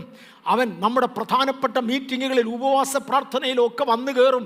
അവൻ ദേവാലയത്തിൽ വന്ന് ഇരുന്നു കൊണ്ട് ദൈവമെന്ന് നടിച്ച് ദൈവകൽപ്പനകൾ പുറകോട്ട് മാറ്റിയിട്ട് ദൈവകൽപ്പനയെന്ന് നടിച്ച് ദൈവമെന്നോ പൂജാവിഷയമെന്നോ അല്ലെങ്കിൽ വർഷിപ്പ് ഓഫ് ഗോഡ്, ദൈവിക ആരാധനയിൽ തന്നെത്താൻ ഉയർത്തുന്ന സകലത്തിനും എതിരാളിയായവനാണ് ഈ വരുന്നത് എന്ന് നിങ്ങൾ മറക്കരുത്. അധർമ്മമൂർത്തിയുടെ 2-ാമത്തെ ഭാഗത്ത് അധർമ്മമൂർത്തിയുടെ പ്രത്യക്ഷത നശിച്ചു പോകുന്നവർക്ക് സാത്താൻ്റെ വ്യാപാര ശക്തിക്കൊത്തവണ്ണം വ്യാജമായ സകല ശക്തിയോടും അടയാളങ്ങളോടും അത്ഭുതങ്ങളോടും അനീതിയുടെ സകല വഞ്ചനയോടുമായിരിക്കും. അത്ഭുതങ്ങൾ കണ്ടതുകൊണ്ട് മാത്രം വീര്യപ്രവർത്തികൾ കണ്ടതുകൊണ്ട് മാത്രം ദൈവസഭ ഒരുവനെ ക്രിസ്ത്യാനിയെന്ന് അംഗീകരിക്കുകയില്ല. അവൻ്റെ ജീവിതവും പ്രമാണവും വിശുദ്ധമായിരിക്കണം. പക്ഷേ അത്ഭുതങ്ങൾ നിർബന്ധമാണ്, അടയാളങ്ങൾ നിർബന്ധമാണ്. അതുമായിട്ടാണ് യേശു ആരംഭിച്ചത്. അതോടുകൂടെ യേശുവിന് ഉണ്ടായിരുന്ന ഉപദേശ സത്യങ്ങളും കൂടെ വേണം. അത് നിലനിർത്തുവാൻ കർത്താവ് നമുക്ക് സഹായിക്കട്ടെ. ആത്മാവിൻ്റെ വിശുദ്ധീകരണത്തെക്കുറിച്ച് 2 തെസ്സലോനിക്കർ 2:13 പറയുന്നു. ഇടത്തുവശത്ത് എതിർ ക്രിസ്തുവിനെ കുറിച്ച് ചിത്രകാരന്മാർ കാണിച്ചിരിക്കുന്ന എനിക്ക് കണ്ടതിൽ ഏറ്റവും യോഗ്യമെന്ന് തോന്നുന്ന മുമ്പേ കാണിച്ച പടം ഞാൻ കാണിച്ചു. വലത്തുവശത്ത് ഇസബേലിനെ കുറിക്കുന്ന ഏറ്റവും നല്ലതെന്ന് എനിക്ക് തോന്നിയ ഒരു ചിത്രം ഞാൻ എടുത്തിട്ടു. ആത്മാവിൻ്റെ വിശുദ്ധീകരണം 2 തെസ്സലോനിയർ 2:13 പറയുകയാണ്, ഞങ്ങളോ കർത്താവിന് പ്രിയരായ സഹോദരന്മാരെ, ദൈവം നിങ്ങളെ ആദ്യം മുതൽ ആത്മാവിൻ്റെ വിശുദ്ധീകരണത്തിലും സത്യത്തിൻ്റെ വിശ്വാസത്തിലും രക്ഷയ്ക്കായി തിരഞ്ഞെടുത്തത് കൊണ്ട് നിങ്ങൾ നിമിത്തം ദൈവത്തെ എപ്പോഴും സ്തുതിപ്പാൻ കടംപെട്ടിരിക്കുന്നു. ലെഫ്റ്റ് ബോട്ടം കോർണറിൽ ഞാൻ ക്രിസ്തുവിൻ്റെ മണവാട്ടിയം സഭയ്ക്ക് വേണ്ടി പതിവായി ഇവിടെ ഉപയോഗിക്കുന്ന എനിക്ക് ഏറ്റവും ഇഷ്ടപ്പെട്ട ഒരു പിക്ചർ ഇട്ടിട്ടുണ്ട്. എൻ്റെ പിക്ചറല്ലെന്ന് കാണുന്നവർക്കെല്ലാം അറിയാം, എൻ്റെ ഭാര്യയുടെയും അല്ല, നിങ്ങളിൽ ആരുടെയും അല്ല. പക്ഷെ ദൈവസഭയുടെ ഒരു ഭാവി രൂപത്തെക്കുറിച്ച് വരയ്ക്കാൻ അറിയാവുന്ന കലാകാരനെ ദൈവം പ്രേരിപ്പിച്ചത് കൊണ്ടായിരിക്കാം അദ്ദേഹം ഇട്ടിരിക്കുന്നൊരു ചിത്രമാണ്. ഈ രൂപത്തിലേക്കാണ് മുകളിൽ കണ്ട 2 രൂപങ്ങളിൽ നിന്ന് നിങ്ങളെ കൊണ്ടുവരുവാൻ ദൈവത്തിന് പ്രസാദം. മറക്കരുത്, മുകളിൽ ഇടത്തും വലത്തും കണ്ട രൂപങ്ങളിൽ നിന്ന് വ്യത്യസ്തമായി ദൈവത്തിൻ്റെ സഭയെ ദൈവത്തിന് വേണ്ടി നിഷ്കളങ്കയായി, ഞാൻ പറഞ്ഞു വെള്ളിയാഴ്ച പകൽ ഉറങ്ങിക്കിടക്കുമ്പോൾ എഴുന്നേറ്റ് പ്രിപ്പയർ ചെയ്യാൻ പറഞ്ഞ പരിശുദ്ധാത്മാവ് പറഞ്ഞതിനാൽ ഞാൻ ഇന്ന് 3 ലോകമായുദ്ധം തള്ളി മാറ്റിയ ഈ ഭാഗത്തൂടെ കയറുകയാണ്. ഒരു ശുദ്ധീകരണത്തിന് വേണ്ടി ദൈവസഭ തയ്യാറാകട്ടെ. അതിക്രമങ്ങളാലും പാപങ്ങളാലും മരിച്ചിരുന്ന നിങ്ങളെയും അവൻ ഉയർപ്പിച്ചു. എഫേസ്യർ 2:1-2 വാക്യങ്ങളിൽ അവയിൽ നിങ്ങൾ മുമ്പേ ഈ ലോകത്തിൻ്റെ കാലഗതിയെയും, ഇപ്പോഴത്തെ ഫാഷൻ ഇങ്ങനെ, ഈ ലോകത്തിൻ്റെ കാലഗതിയെയും, പണ്ട് നമ്മുടെ അപ്പൂപ്പന്മാർ അങ്ങനെയൊക്കെ ചെയ്തത് കണ്ട് ഇപ്പം മാറ്റാനൊക്കത്തില്ല. മോനെ, അന്നത്തെ അപ്പൂപ്പനെ ന്യായം വിധിക്കുന്ന അതേ ബൈബിൾ വെച്ചാടാ ഇന്നത്തെ പിള്ളേരെ ന്യായം വിധിക്കുന്നത് മറക്കല്ലേ. എം.എ. വർഗീസും ഞാനും 2 തലമുറയാണെന്ന് പറയുന്ന പ്രിയപ്പെട്ടവരെ, എം.എ. വർഗീസിൻ്റെ തലമുറയും നിങ്ങളുടെ തലമുറയും തമ്മിൽ 50 കൊല്ലത്തിൻ്റെ വ്യത്യാസമേ ഉള്ളൂ. ഞാൻ പറയുന്നത് 50,000 വർഷത്തിന് മുമ്പുള്ള അല്ലെങ്കിൽ നിത്യനായ ദൈവത്തിൻ്റെ പ്രമാണമാണ് പറയുന്നത്. ഇത് ഈയിടെയെങ്ങും തുടങ്ങിയതല്ല. അവയിൽ നിങ്ങൾ മുമ്പേ ഈ ലോകത്തിൻ്റെ കാലഗതിയെയും ആകാശത്തിൻ്റെ അധികാരത്തിന് അനുസരണക്കേടിൻ്റെ മക്കളിൽ ഇപ്പോൾ വ്യാപരിക്കുന്ന ആത്മാവിനും അധിപതിയായവനെയും അനുസരിച്ച് നടന്നു. തീമോത്തിയോസേ 1 തീമോത്തിയോസ് 4:16 നിന്നെ തന്നെയും നിന്റെ ഉപദേശത്തെയും സൂക്ഷിച്ചു കൊള്ളുക, ഇതിൽ ഉറച്ചു നിൽക്ക. അങ്ങനെ ചെയ്താൽ നീ നിന്നെയും നിന്റെ പ്രസംഗം കേൾക്കുന്നവരെയും രക്ഷിക്കും. നീ ഇത് പറഞ്ഞുകൊണ്ട് ഉപദേശത്തിൽ ഉറച്ചു നിൽക്കുന്നില്ലെങ്കിൽ നീ തന്നെ നരകത്തിൽ പോകും. നിന്റെ ഉപദേശം കേൾക്കുന്നവരും അങ്ങനെയായിരിക്കും. ബിലിയാമിൻ്റെ ഉപദേശത്തെക്കുറിച്ച് തിരുവചനത്തിൽ യേശു എടുത്തു പറയുന്ന പദം നോക്കാം. യേശുവിൻ്റെ വാഗുണ്ട്. വെളിപ്പാട് പുസ്തകം 2-ാം അധ്യായത്തിൻ്റെ 14-15 ഇസ്രായേൽ മക്കൾ വിഗ്രഹാർപ്പിതം തിന്നേണ്ടതിനും ദുർനടപ്പാചരിക്കേണ്ടതിനും അവരുടെ മുമ്പിൽ ഇടർച്ച വെൽക്കുവാൻ ബാലാക്കിന് ഉപദേശിച്ചു കൊടുത്ത ബിലിയാമിൻ്റെ ഉപദേശം പിടിക്കുന്നവരവിടെ നിനക്കുണ്ട്. ഈ ജനത്തെ ഇങ്ങനെ തോൽപ്പിക്കാൻ ഒക്കത്തില്ല. കാര്യം അവർ തനിച്ചു പാർക്കുന്ന ഒരു ജനമാണ്. ജാതികളുടെ കൂട്ടത്തിൽ എണ്ണപ്പെടുന്നവരല്ല. അവരെ കണ്ട തിരിച്ചറിയാം, സംസാരിച്ചാൽ തിരിച്ചറിയാം. അതുകൊണ്ട് ഈ ജനത്തെ നശിപ്പിക്കണമെങ്കിൽ ഇവരെ ജാതികളെ പോലെ ആക്കി തീർക്കണമെന്ന് പറഞ്ഞ് ജാതീയ മര്യാദകളിലേക്ക് ജനത്തെ വലിച്ചു തിരയ്ക്കുവാൻ ബിലയാമിന് ആലോചന പറഞ്ഞു കൊടുത്ത, ബാലാക്കിന് ആലോചന പറഞ്ഞു കൊടുത്ത ബിലയാക്കിൻ്റെ ഉപദേശം പിടിക്കുന്നവർ അവിടെ നിനക്കുണ്ട്. ദൈവസഭ അതിൽ നിന്ന് വേർതിരിയട്ടെ. അടുത്തത് ഇസബേൽ. ഇതേ ഇസബേലിനെ ഞാൻ മുമ്പേ ഞാൻ എടുത്തു കാണിച്ചത്. എങ്കിലും തൻ പ്രവാചകി എന്ന് പറഞ്ഞ് ദുർനടപ്പാചരിപ്പാനും വിഗ്രഹാർപ്പിതം തിന്മാനും എൻ്റെ ദാസന്മാരെ ഉപദേശിക്കുകയും തെറ്റിച്ചു കളയുകയും ചെയ്യുന്ന ഇസബേൽ എന്ന സ്ത്രീയെ നീ അനുവദിക്കുന്ന ഒരു കുറ്റം നിന്നെക്കുറിച്ച് പറവാനുണ്ട്. ഇസബേൽ പറഞ്ഞ പ്രവാചകിയാ അല്ല കേട്ടോ, ഇവൾ പ്രവാചകിയല്ല, പ്രവാചകിയായി വേഷം കെട്ടുകയാ. ദുരാത്മാവിനാൽ ബാധ്യതയാണവൾ, അന്യദൈവ ശക്തികളാൽ ബാധ്യതയാണവൾ. പക്ഷേ ഇവൾ യഹൂദൻ്റെ ഉപവാസ പ്രാർത്ഥനയ്ക്ക് പോകുമെന്നറിയാമോ? നാബാലിനെ കൊന്നുകളയേണ്ടതിന് വേണ്ടി അവൾ യഹൂദന്മാരുടെ ഉപവാസ പ്രാർത്ഥന വിളിച്ചുകൂട്ടി. ഉപവാസ പ്രാർത്ഥന സ്പോൺസർ ചെയ്തവളാണ്, അതിനകത്ത് ശുശ്രൂഷിച്ചവളാണ്. പക്ഷേ അതോടുകൂടെ ദൈവത്തിൻ്റെ ദാസനായ നാബാലിനെ കല്ലെറിയുവാൻ അവൾ വഴിയൊരുക്കിയവളാണ്. മറക്കരുത്, ആ സ്റ്റാൻഡേർഡിലേക്ക് വരും. ഇസബേലിൻ്റെ ഉപദേശം പിടിക്കുന്നവർ ഇവിടെ ഉണ്ട്, മറക്കരുത്. ലോകത്തിൻ്റെ മര്യാദയ്ക്കൊത്തവണ്ണം വെളിപ്പാട് പുസ്തകം 17-ാം അധ്യായത്തിൻ്റെ 4-ാമത്തെ വാക്യപ്രകാരം arrayed with all purple scarlet color and gilded with gold and precious stones, വിലയേറിയ വസ്ത്രങ്ങളും പൊന്നും രത്നവും അണിഞ്ഞുകൊണ്ട് നിന്ന ജഡികയായ ഒരു പെൺകുട്ടിയെ വെളിപ്പാട് പുസ്തകം 19:8 കാണുന്നത് പോലെ she may be the bride of Christ, സുപ്രവസ്ത്രം ധരിച്ചവളായ ദൈവിക കന്യകയായി ഒരു വ്യക്തിത്വത്തെ മാറ്റിയെടുക്കുന്നതാണ് സഭയുടെ ചുമതല. അതാണ് സഭ നോക്കിക്കൊണ്ടിരിക്കുന്നത്. പലരും ഈ മാർക്ക് തിരിച്ചിട്ടു, മനസ്സിലായോ? പലരും ഈ മാർക്ക് തിരിച്ചിട്ട് ഈ ആരോ മാർക്ക് ഇപ്പം ഞാൻ ഇടത്തുനിന്ന് വലത്തോട്ടാണ് കൊടുത്തത്, പലരും അത് വലത്തുനിന്ന് ഇടത്തോട്ടാക്കാറുണ്ട്. പുതിയ നിയമത്തിൽ ദൈവസഭയെ കാണുന്നത് ഇങ്ങനെയാണ്. Who are those in white Rob? 7-ാം അധ്യായം 13-14 വാക്യങ്ങളിൽ വായിക്കുന്നില്ല. വെള്ളവസ്ത്രം ധരിച്ചിരിക്കുന്ന ഇവൾ ആരാണ്? ആണ്ട് ഇടത്തുവശത്തൊരു ദൂതൻ നിന്ന് നോക്കുന്നത് കാണാം. ആരുടെയൊക്കെ നെറ്റിമേലാണ് 666 ഉള്ളത്. 666 കേവലം ചിപ്പായി അവതരിപ്പിക്കണമെന്നില്ല. 666 വരയും കൊരയും പൊട്ടും പുള്ളിയും. മനസ്സിലാക്കുന്നുണ്ടാവും അല്ലേ? അവിടെ വെച്ച് കെട്ടിയതും ഇവിടെ വെച്ച് കെട്ടിയതും അവിടെ അണിഞ്ഞതും ഇവിടെ അണിഞ്ഞതും കഴുകിയതും കുളിച്ചതും കിഴിച്ചതും എല്ലാം ഈ കൂട്ടത്തിൽ പെടുന്നതാണ്. ഇത് നോക്കുവാൻ സ്വർഗത്തിൽ നിന്ന് ദൂതന്മാരെ ആക്കിയിട്ടുണ്ട്. ശുഭ്രവസ്ത്രം ധരിച്ചവളായ ദൈവിക മണവാട്ടിയായി മാറുവാൻ എൻ്റെ സഭയെ ഞാൻ യേശുവിൻ്റെ നാമത്തിൽ അനുഗ്രഹിക്കുന്നു. ചിലരും കൂടെ ദൈവകൃപയിലേക്ക് വരട്ടെ. റാപ്ചർ, കർത്താവൂതൻ ഗംഭീരനാദത്തോടും പ്രധാന ദൂതൻ്റെ ശബ്ദത്തോടും ദൈവത്തിൻ്റെ കാഹളത്തോടും കൂടെ സ്വർഗത്തിൽ നിന്ന് ഇറങ്ങി വരികയും ക്രിസ്തുവിൽ മരിച്ചവർ മുൻപേ ഉയർത്തെഴുന്നേൽക്കുകയും ചെയ്യുവീൻ. അന്ന് നാം ഇടുക്കുവാതിലൂടെ കയറേണ്ടവരാണ്. നാശത്തിലേക്ക് പോകുന്ന വാതിൽ വീതിയുള്ളതും വിശാലവും, അതിൽ കൂടെ കടക്കുന്നവർ അനേകരുമാണ്. പക്ഷെ ഇടുക്കുവാതിലൂടെ കടക്കുവാൻ സ്വർഗത്തിലെ ദൈവം നമുക്ക് കൃപ തരട്ടെ.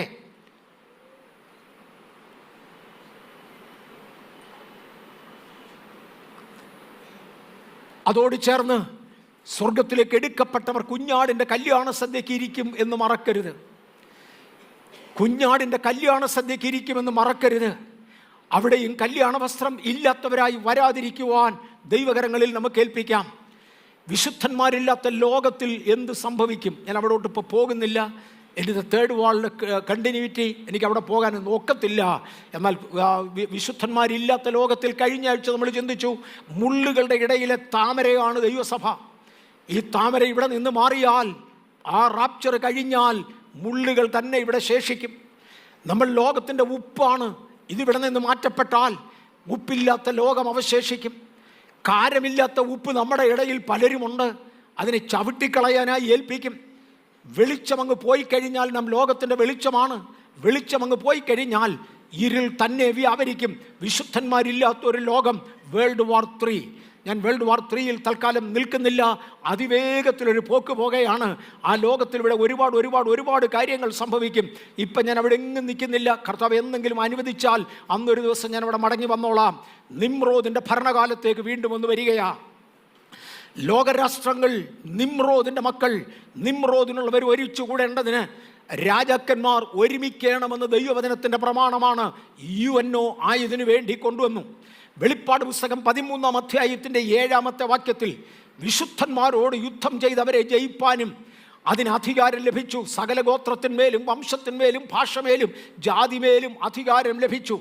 ഒരു ഗ്ലോബൽ യൂണിറ്റി ഇന്ന് ലെവലിൽ വരുന്നത് നിങ്ങൾ കാണുകയാണ്. എ ഗ്ലോബൽ അലിയൻസ് ഇന്ന് ലെവലിൽ വരുന്നത് നിങ്ങൾ കാണുകയാണ്. ഒടുവിൽ ഇത് ലോകത്തിലെ ഒരു ഗവർണൻസായി മാറും, അല്ലെങ്കിൽ ഒരു ഭരണമായി മാറും. ലോക ആധിപത്യം പിശാചിൻ്റെ കയ്യിൽ ദൈവം ഏൽപ്പിക്കും. അത് ജാതികളെ ഒരുമിച്ച് ചേർത്ത് ആ അവകാശം അതിന് കൊടുക്കും. വെളിപ്പാട് പുസ്തകം 13-ാം അധ്യായത്തിൻ്റെ 15-ാമത്തെ വാക്യത്തിൽ ഈ പ്രതിമയെ കൊണ്ട് സംസാരിപ്പിക്കുവാൻ, മൃഗത്തിൻ്റെ പ്രതിമയെ നമസ്കരിപ്പാൻ, മൃഗത്തിന് ആത്മാവിനെ കൊടുക്കുവാൻ, പ്രതിമയ്ക്ക് ആത്മാവിനെ കൊടുക്കുവാൻ നമ്മൾ AI ഒക്കെ തുടർന്ന് ചിന്തിച്ചതായിരുന്നു. AI-യും 666 ചിപ്പും അതിനോട് ചേർന്ന് ഒരു ഡിജിറ്റൽ കറൻസിയും, ക്രിപ്റ്റോ കറൻസി എന്നൊക്കെ ഇതിനെ വിളിച്ചു വന്നു. നമ്മൾ കണ്ടതാണ്. ഇതെല്ലാം കൂടെ ഒരുമിച്ച് കൊണ്ടുവരികയാണ്. ഈ സമയത്താണ് ജനം വിശ്വാസത്തിൽ നിന്ന് വീണു പോകുന്നത്. ആരും ഏത് വിധേനയും നിങ്ങളെ ചതിക്കരുത്. ആദ്യമേ വിശ്വാസത്യാഗം സംഭവിക്കുകയും നാശയോഗ്യനും അധർമ്മമൂർത്തിയുമായവൻ വെളിപ്പെട്ട് വരികയും വേണം. അവൻ ദൈവാലയത്തിൽ ഇരുന്നു കൊണ്ട് ദൈവമെന്ന് നടിച്ച ദൈവമെന്നോ പൂജാവിഷയമെന്നോ പേരുള്ള സകലത്തിൻ്റെ മീതെ തന്നെത്താൻ ഉയർത്തുന്ന എതിരാളിയായിരിക്കും. അതെ, ഒരു ഗ്ലോബൽ റിബലിയൻ ദൈവത്തിനെതിരെ രൂപീകരിക്കപ്പെടുകയാണ്. ഗ്ലോബൽ റിബലിയൻ ദൈവത്തിനെതിരെ രൂപീകരിക്കപ്പെടുകയാണ്. ഇന്നേക്ക് 75 വർഷം പുറകോട്ട് എണ്ണിയാൽ ഇന്നേക്ക് 75 വർഷം പുറകോട്ടെണ്ണിയാൽ 1000 വർഷങ്ങൾ കഴിഞ്ഞു. തലമൂടാതെ ക്രിസ്തീയ ദേവാലയത്തിൽ വന്ന് പ്രാർത്ഥിക്കുന്ന സ്ത്രീകൾ ഇല്ലായിരുന്നു. ദൈവവചനം വിശ്വസിക്കുന്നവരുടെ എണ്ണം ഇന്നത്തേതിൻ്റെ എത്രയോ ഇരട്ടിയായിരുന്നു. വെറും 75 വർഷം മുമ്പേ ഒരു ഗ്ലോബൽ റിബലിയൻ ലോകത്തിൽ നടന്നുകൊണ്ടിരിക്കുകയാണ്. കീറിയ പാൻറ്റും ഷർട്ടും വസ്ത്രങ്ങളും ധരിക്കുന്നത് ലജ്ജയായി ലോകം കണക്കാക്കിയിരുന്നെങ്കിൽ, ലജ്ജയായി ഇതിൽ മാനം തുടങ്ങിയിട്ട് 50 വർഷങ്ങൾക്ക് താഴെയായിട്ടുള്ളൂ, മേ ബി 25 വർഷമേ ആയിട്ടുള്ളൂ. ശരീരം മറച്ചു വസ്ത്രം ധരിക്കണമെന്നുള്ള ദൈവിക പ്രമാണത്തോടെ എതിർത്ത് നിൽപ്പാൻ, ശരീരം മറയ്ക്കുവാൻ പിശാച് അനുവാദം കൊടുക്കാതിരുന്ന ഒരു കാലമുണ്ടായിരുന്നു. അത് കഴിഞ്ഞു. ഗവൺമെൻറ്റുകൾ അത് അനുവദിച്ചപ്പോഴും പിശാച് സമ്മതിക്കുന്നില്ല. അർത്ഥവസ്ത്രധാരികളായി നഗ്നരായി നടക്കുന്ന ഒരു വിഭാഗത്തെ കാണാം. A global rebellion against God. 1 തീമോത്തിയോസ് 5:6 കാമുകിയായവളോ ജീവിച്ചിരിക്കയിൽ തന്നെ ചത്തവൾ. ഒരു ഗ്ലോബൽ റിബലിയൻ നടന്നുകൊണ്ടിരിക്കുകയാണ്. അവിടെയും ഇവിടെയും വേണ്ടാത്ത ബന്ധങ്ങൾ. 1 തീമോത്തിയോസ് 5:12 ആദ്യ വിശ്വാസം തള്ളുകയാൽ അവർക്ക് ശിക്ഷാവിധിയുണ്ട്. പണ്ട് ആഭരണങ്ങൾ എടുത്തു മാറ്റിയവർ രണ്ടാമതെടുത്തിട്ടാൽ അവർ പറയും ഒരു കുഴപ്പമില്ലെന്ന്, നിനക്ക് കുഴപ്പമില്ല, പക്ഷെ ബൈബിൾ പറയുന്നു അവർ ശിക്ഷിക്കപ്പെടാതെ പോകയില്ല. ആദ്യ വിശ്വാസം തള്ളുകയാൽ അവർക്ക് ശിക്ഷാവിധിയുണ്ട്. 2 തീമോത്തിയോസ് 3:1-5 വരെ നമ്മൾ വായിച്ചു കേട്ടു. അന്ത്യകാലത്ത് ദുർഘട സമയങ്ങൾ വരുമെന്നറിയുക. മനുഷ്യൻ സ്വസ്നേഹികളും വമ്പ് പറയുന്നവരും ദ്രവ്യാഗ്രഹികളുമായി മാറും. But what you should do, promote a sound doctrine. പത്യോപദേശം പ്രചരിപ്പിക്കുക. ജാതികളുടെ അന്ത്യകാലത്ത് ജാതികൾ ഒന്നായി ചേരും. 7 തലയും 10 കൊമ്പുമുള്ള ഒരു മൃഗത്തെ ചിത്രത്തിൻ്റെ ഇടത്തെ കോർണറിൽ താഴെ ഞാൻ കാണിച്ചിട്ടുണ്ട്. അതിൻ്റെ മേൽ ഒരു സ്ത്രീ ഇരിക്കുന്നത് ബോട്ടം റൈറ്റ് കോർണറിൽ കാണിച്ചു. ആ സ്ത്രീയെ തന്നെ ടോപ്പ് റൈറ്റ് കോർണറിൽ കാണിച്ചു. ഇവർക്ക് ശക്തി പകരേണ്ടതിന് വേണ്ടി സ്വർഗത്തിൽ 7 തലയും 10 കൊമ്പുമുള്ള ഒരു സർപ്പമുണ്ട് എന്ന് കാണാം. എല്ലാത്തിൻ്റെയും നിറം ചുവപ്പാണ്. ജാതികളുടെ അന്ത്യകാലത്ത് അവർ ഒന്നായി ചേർന്ന് ആൻറ്റിക്രൈസ്റ്റ് ട്രയൂൺ നേച്ചറിൽ വെളിപ്പെടേണ്ടതിന് ലക്ഷണങ്ങൾ ഒത്തുവരുന്ന കാലത്താണ് ഞാനും നിങ്ങളും നിൽക്കുന്നത്. ആകയാൽ ഉണർന്നും ഭയപ്പെട്ടും ദൈവത്തെ സേവിപ്പാൻ ഒരുങ്ങുക. യേശു എപ്പോൾ വരുമെന്ന് അറിയത്തില്ല. ഇത് തൊടാതെ എനിക്ക് പോകാൻ ഒക്കത്തില്ല. ദ വൈറ്റ് ത്രോൺ, അന്തിമ ന്യായവിധി. അന്ന് ഇവിടെ നിൽക്കാം. മരിച്ചവരാപാലവൃദ്ധം സിംഹാസനത്തിന് മുമ്പിൽ നിൽക്കുന്നത് ഞാൻ കണ്ടു. പുസ്തകങ്ങൾ തുറന്നു. ജീവന്റെ പുസ്തകമെന്ന മറ്റൊരു പുസ്തകവും തുറന്നു. പുസ്തകങ്ങളിൽ എഴുതിയിരിക്കുന്നതിനൊത്തവണ്ണം മരിച്ചവർക്ക് അവരുടെ പ്രവൃത്തികൾക്ക് അടുത്ത ന്യായവിധി ഉണ്ടായി. White throne, the great white throne judgment. Number 1, it is a great throne. ഒരു ഗ്രേറ്റ് കമാൻഡ്മെന്റ് യേശു കൊടുത്തേച്ചു പോയെങ്കിൽ മറക്കരുത്, കമാൻഡിനപ്പുറത്ത് ഒരു ഗ്രേറ്റ് ത്രോണും ഉണ്ടായിരിക്കും. It's a white throne. അതിൻ്റെ അർത്ഥം എല്ലാറ്റിനും മേലായ വിശുദ്ധി സൂക്ഷിക്കുന്ന ഒരു സിംഹാസനമായിരിക്കും. അതിൻ്റെ മുമ്പിൽ ഒരു ന്യായവിധി നടക്കുന്നുണ്ട്. വെളിപ്പാട് പുസ്തകം 20:12 പുസ്തകങ്ങൾ തുറന്നു. ദൈവത്തിൻ്റെ പുസ്തകങ്ങൾ ഏതൊക്കെയെന്ന് ഒന്ന് ഓടിച്ച് ചിന്തിക്കാൻ പോകുകയാണ്. പുസ്തകങ്ങൾ തുറന്നു. ജീവൻ്റെ പുസ്തകമെന്ന മറ്റൊരു പുസ്തകവും തുറന്നു. ജീവൻ്റെ പുസ്തകത്തിൽ പേരില്ലാത്ത ഏവനെയും തീപ്പൊയ്കയിൽ തള്ളിയിടും. ജീവൻ്റെ പുസ്തകത്തിൽ പേരുള്ളവനെ ഇതര പുസ്തകങ്ങളിൽ എഴുതിയിരിക്കുന്നതിന് ഒത്തവണ്ണം ന്യായം വിധിക്കും. അനേക പുസ്തകങ്ങളെന്ന് ദൈവസന്നിധിയിൽ ഹാജരാക്കപ്പെടും. എബ്രായ ലേഖന ഹബക്കുക്കിൻ്റെ പ്രവചനം 2-ാം അധ്യായത്തിൻ്റെ 11-ാമത്തെ വാക്യത്തിൽ ചുവരിലുകളിലുള്ള കല്ലുകൾ എഴുന്നേറ്റ് സാക്ഷി പറയാൻ വരും. ദൈവത്തിൻ്റെ പുസ്തകം എന്ന് പറയുന്നതിൽ ഒരു ഘടകമാണ് ചുവരിൻ്റെ കല്ലുകൾ. ബെഡ്റൂമിനകത്ത് നീ എന്ത് കാണിച്ചു മോനെ, അടച്ചിട്ട് രഹസ്യമാക്കി നിൻ്റെ ഓഫീസിനകത്ത് എന്ത് ചെയ്തു എന്ന് കാണേണ്ടതിന് ചുവരിൻ്റെ കല്ലുകൾ, ഭിത്തിയുടെ കല്ലുകൾ എഴുന്നേറ്റ് സാക്ഷ്യം പറയാനായി വരും. അവ എഴുന്നേറ്റ് നിലവിളിക്കും. വിശുദ്ധനെന്ന് നടിക്കുന്നവൻ അയ്യോ അവൻ അങ്ങനെ അല്ലെന്ന് അലറിപ്പറയുവാൻ വിളിക്കുകയും മരപ്പണിയിൽ നിന്ന് തുലാം ഉത്തരം പറയുകയും ചെയ്യും. മുകളിൽ ഉണ്ടാക്കി വെച്ചിരിക്കുന്ന ഉത്തരങ്ങളും ശീലാന്തികളും ഉണ്ടല്ലോ, അവ ദൈവിക ന്യായവിധിയിൽ മറുപടി പറയുവാൻ എഴുന്നേറ്റ് വരും. പുസ്തകങ്ങൾ തുറക്കും. 50-ാം സങ്കീർത്തനത്തിൻ്റെ 3 മുതൽ 6 വരെയുള്ള വാക്യങ്ങൾ വായിച്ചാൽ ദഹിപ്പിക്കുന്ന തീയ് അന്ന് സാക്ഷി പറയാൻ വരും. ആരും കാണാതെ ചുട്ടുകളഞ്ഞ ഡോക്യുമെന്റ്സ്, ഇങ്ങനെ ഒരു സംഭവം നടന്നിട്ടില്ല, ചുട്ടുകളഞ്ഞു. തീ എഴുന്നേറ്റ് വരും സാക്ഷി പറയുവാൻ. കൊടുങ്കാറ്റ് എഴുന്നേറ്റ് വരും സാക്ഷി പറയുവാൻ. ആകാശത്തെയും ഭൂമിയെയും ദൈവം സാക്ഷികളായി വിളിച്ചു നിർത്തും. വിശുദ്ധന്മാരെ തിരുസന്നിധിയിൽ കൂട്ടി ഒരു ന്യായവിധി നടക്കും. 50-ാം സങ്കീർത്തനം പറയുകയാണ്, നീ ജീവനോടിരുന്ന കാലത്ത് കള്ളനെ കണ്ടാൽ അവനോട് കൂട്ടുപിടിച്ചവനല്ലേ? വ്യഭിചാരിണിയെ കണ്ടാൽ രസിച്ചവനല്ലേ? നിന്നെ ന്യായം വിധിക്കുവാൻ വേണ്ടി വരുന്ന ഒരു ദിവസമുണ്ട്, ഇത് മറക്കരുത്. പ്രധാന ന്യായവിധിയിൽ 1 യോഹന്നാൻ 5-ാം അധ്യായത്തിനകത്ത് 1 യോഹന്നാൻ 5-ാം അധ്യായത്തിൻ്റെ 7-ാമത്തെ വാക്യത്തിൽ മലയാളത്തിൽ ഇല്ലാത്തൊരു പദമുണ്ട്. ഇംഗ്ലീഷിലെ കിങ് ജെയിംസ് വെർഷനിൽ മാത്രം കാണുന്ന ഒന്നാണത്. There are 3 that bear record in heaven. സ്വർഗത്തിൽ രേഖകൾ സൂക്ഷിക്കുന്നവരായ 3 പേരുണ്ട്. പിതാവ്, പുത്രൻ, പരിശുദ്ധാത്മാവ്. ഇത് 3 ചേർന്നാൽ ഒന്നത്രേ. ഈ വാക്യം മലയാള വേദപുസ്തകത്തിൽ ഇല്ല. ഇംഗ്ലീഷിലെ ഒരുപാട് തർജ്ജമകളിൽ നിന്നും പിശാച് അത് എടുത്തു കളഞ്ഞെങ്കിലും ഒറിജിനാലിറ്റി സൂക്ഷിക്കുവാൻ പ്രസാദിച്ച ദൈവം, വായിക്കുവാൻ അറിയാവുന്നവർ വായിക്കേണ്ടതിന് വേണ്ടി കിങ് ജെയിംസ് വെർഷനിൽ ഇന്നും അത് വെച്ചിട്ടുണ്ട്. There are 3 that bear record in heaven. സ്വർഗത്തിൽ രേഖകൾ സൂക്ഷിക്കുന്നവർ 3 പേരുണ്ട്. പിതാവ്, പുത്രൻ, പരിശുദ്ധാത്മാവ്. ഭൂമിയിൽ വിശ്വസ്ത സാക്ഷികൾ 3 പേരുണ്ട്. ആത്മാവ്, പച്ചവെള്ളം, രക്തം. ഇവ 3-ൻ്റെയും സാക്ഷ്യം ഒന്നാണ്. ഒരുവനെക്കുറിച്ച് ഇത് 3ഉം സാക്ഷ്യം പറഞ്ഞെങ്കിലേ പറ്റത്തുള്ളൂ. പച്ചവെള്ളം സാക്ഷ്യം പറയണം. യേശുവിനോട് ചേരുവാൻ സ്നാനപ്പെട്ട വ്യക്തിയാണെന്ന് അത് ഇനി ഒരു ദിവസം ഞാൻ എടുത്തോളാം. കഴിഞ്ഞ ദിവസം ഞാൻ സ്നാനത്തെക്കുറിച്ച് ഗൗരവമായി പഠിപ്പിച്ചു. അത് കഴിഞ്ഞപ്പോൾ ഇതിനകത്തിരിക്കുന്ന സഹോദരന്മാരിൽ ഒരുവൻ പറഞ്ഞു, പാസ്റ്റർ, ഈ പറഞ്ഞതിനകത്ത് ഒരാശയം കൂടെ ചേർത്താൽ നന്നായിരുന്നു. മത്തായിയുടെ സുവിശേഷം 3:16 യേശു സ്നാനപ്പെട്ട ഉടനെ സ്വർഗം തുറന്നു. ദൈവപുത്രനാകുന്ന യേശുവിന് വേണ്ടി സ്വർഗം തുറന്ന 1-ാം ചരിത്രം സ്നാനത്തിന് ശേഷമാണ് കാണുന്നത്, അതിന് മുന്നമേ കാണുന്നില്ല. യേശു ദൈവപുത്രനായിരുന്നെങ്കിലും തൻ്റെ കൈകൊണ്ട് അത്ഭുതങ്ങളും അടയാളങ്ങളും നടന്നത് സ്നാനശേഷം മാത്രമായിരുന്നു. അല്ലാതെ അത്ഭുതങ്ങൾ നടക്കുന്നില്ല. എവിടെല്ലാം അത്ഭുതം നടക്കുന്നു, ഞാൻ അക്കാര്യമല്ല പറഞ്ഞ്, ദൈവിക അത്ഭുതങ്ങളുടെ കാര്യമാണ് ഞാനിവിടെ എടുത്തു പറയുന്നത്. പുസ്തകങ്ങൾ തുറന്നു. The great white throne, Revelation 20:11. God the judge, ദൈവമാണ് അതിൻ്റെ ഭരണാധികാരി, ന്യായാധിപൻ. The books and the books of life, book of memory, all the angels, all the heavenly beings. വെളിപ്പാട് പുസ്തകം 4:4 ഒരു 24 മൂപ്പന്മാർ. ഇവയെല്ലാം ഹബക്കുക്ക് 2:11 ഞാൻ പറഞ്ഞു. ഇവയെല്ലാം കൂടെ ഒരുമിച്ച് നിരന്ന് നിൽക്കുന്നതിൻ്റെ നടുവിൽ ദൈവത്തിൻ്റെ വിശുദ്ധ ന്യായവിധി നടക്കുമെന്ന് പറയരുത്. The books were opened. ഈ ഒരു പദം തൊടുവാൻ 3 ആഴ്ചയായി പരിശുദ്ധാത്മാവിനെ പ്രേരിപ്പിക്കുക. ബൈബിളിനെ വിളിക്കുന്നത് ദി ബുക്ക്, പുസ്തകങ്ങളുടെ പുസ്തകം. സാധാരണ ഒരു പുസ്തകം സ്കൂൾ സിലബസിനകത്തുള്ളത് 5 വർഷത്തിൽ ഒരിക്കലെങ്കിലും മാറ്റി എഴുതും. കാര്യം, അന്നില്ലാത്ത ചില പുതിയ കാര്യങ്ങൾ കണ്ടുപിടിച്ചു. മോനെ, അന്ത്യകാലം വരെ സംഭവിക്കുന്ന പൈശാചിക പ്രവണതകൾ അറിയാവുന്ന ബൈബിൾ അത് ഒരിക്കൽ എഴുതി വെച്ചതിനാൽ, പണ്ടൊക്കെ അങ്ങനെ ആയിരുന്നു, ഇപ്പോൾ അങ്ങനെ അല്ലെന്ന് പറയുന്ന പിശാചേ, ശ്രദ്ധിച്ചു കേട്ടോ. This is the book. ഈ പുസ്തകത്തിനകത്ത് എഴുതേണ്ടത് എഴുതിയിട്ടുണ്ട്. It is the book. 2, പുസ്തകങ്ങൾക്കകത്ത് ലാംഗ്വേജ് ചേഞ്ച് ചെയ്യാറുണ്ട്.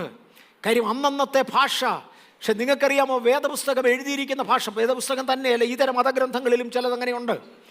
ഭാഷയെ ഫ്രീസ് ചെയ്ത് കൊന്ന ശേഷം അതിനകത്തെ ഒരു വാക്കിൻ്റെ പോലും അർത്ഥം മാറാത്ത ഭാഗത്തിലതാക്കി അതിനുശേഷമാണ് ബൈബിൾ എഴുതുവാൻ ഗ്രീക്കും എബ്രായും ഉപയോഗിച്ചത്. കാലത്തിൻ്റെ പോക്കിൽ ഒരാശയത്തിന് പോലും വ്യത്യാസം വരത്തില്ല. This is the book. ആ പുസ്തകമാണ് ഒന്നാമതായി തുറക്കുന്നത്.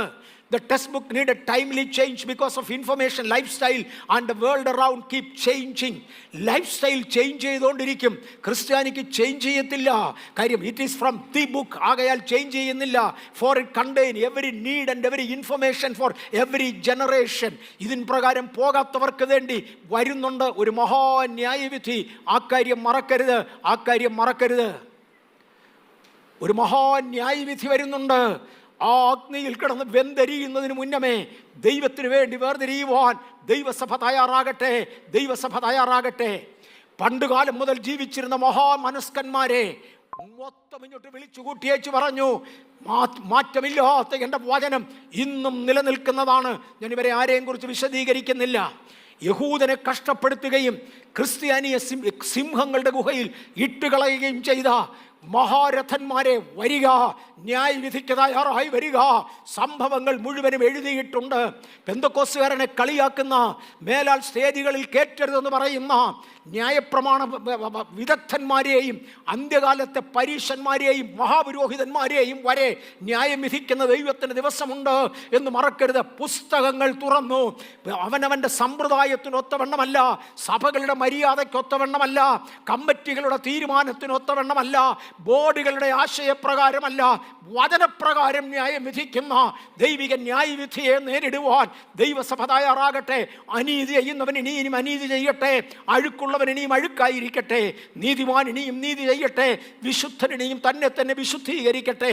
ക്രിസ്തുവിൻ്റെ മുൻപിൽ വന്നു നിൽക്കുവാൻ കർത്താവ് നമ്മെ ഒരുക്കട്ടെ. കർത്താവിന് നന്ദിയോടെ സ്തോത്രം. ഞാൻ തൽക്കാലത്തേക്ക് ഇവിടെ നിർത്തുകയാണ്. വേൾഡ് വാർ 3 ഞാൻ കംപ്ലീറ്റ്ലി തൊട്ടില്ല. മറ്റൊരവസരം ഉണ്ടെങ്കിൽ അത്യാവശ്യം തൊടേണ്ടത്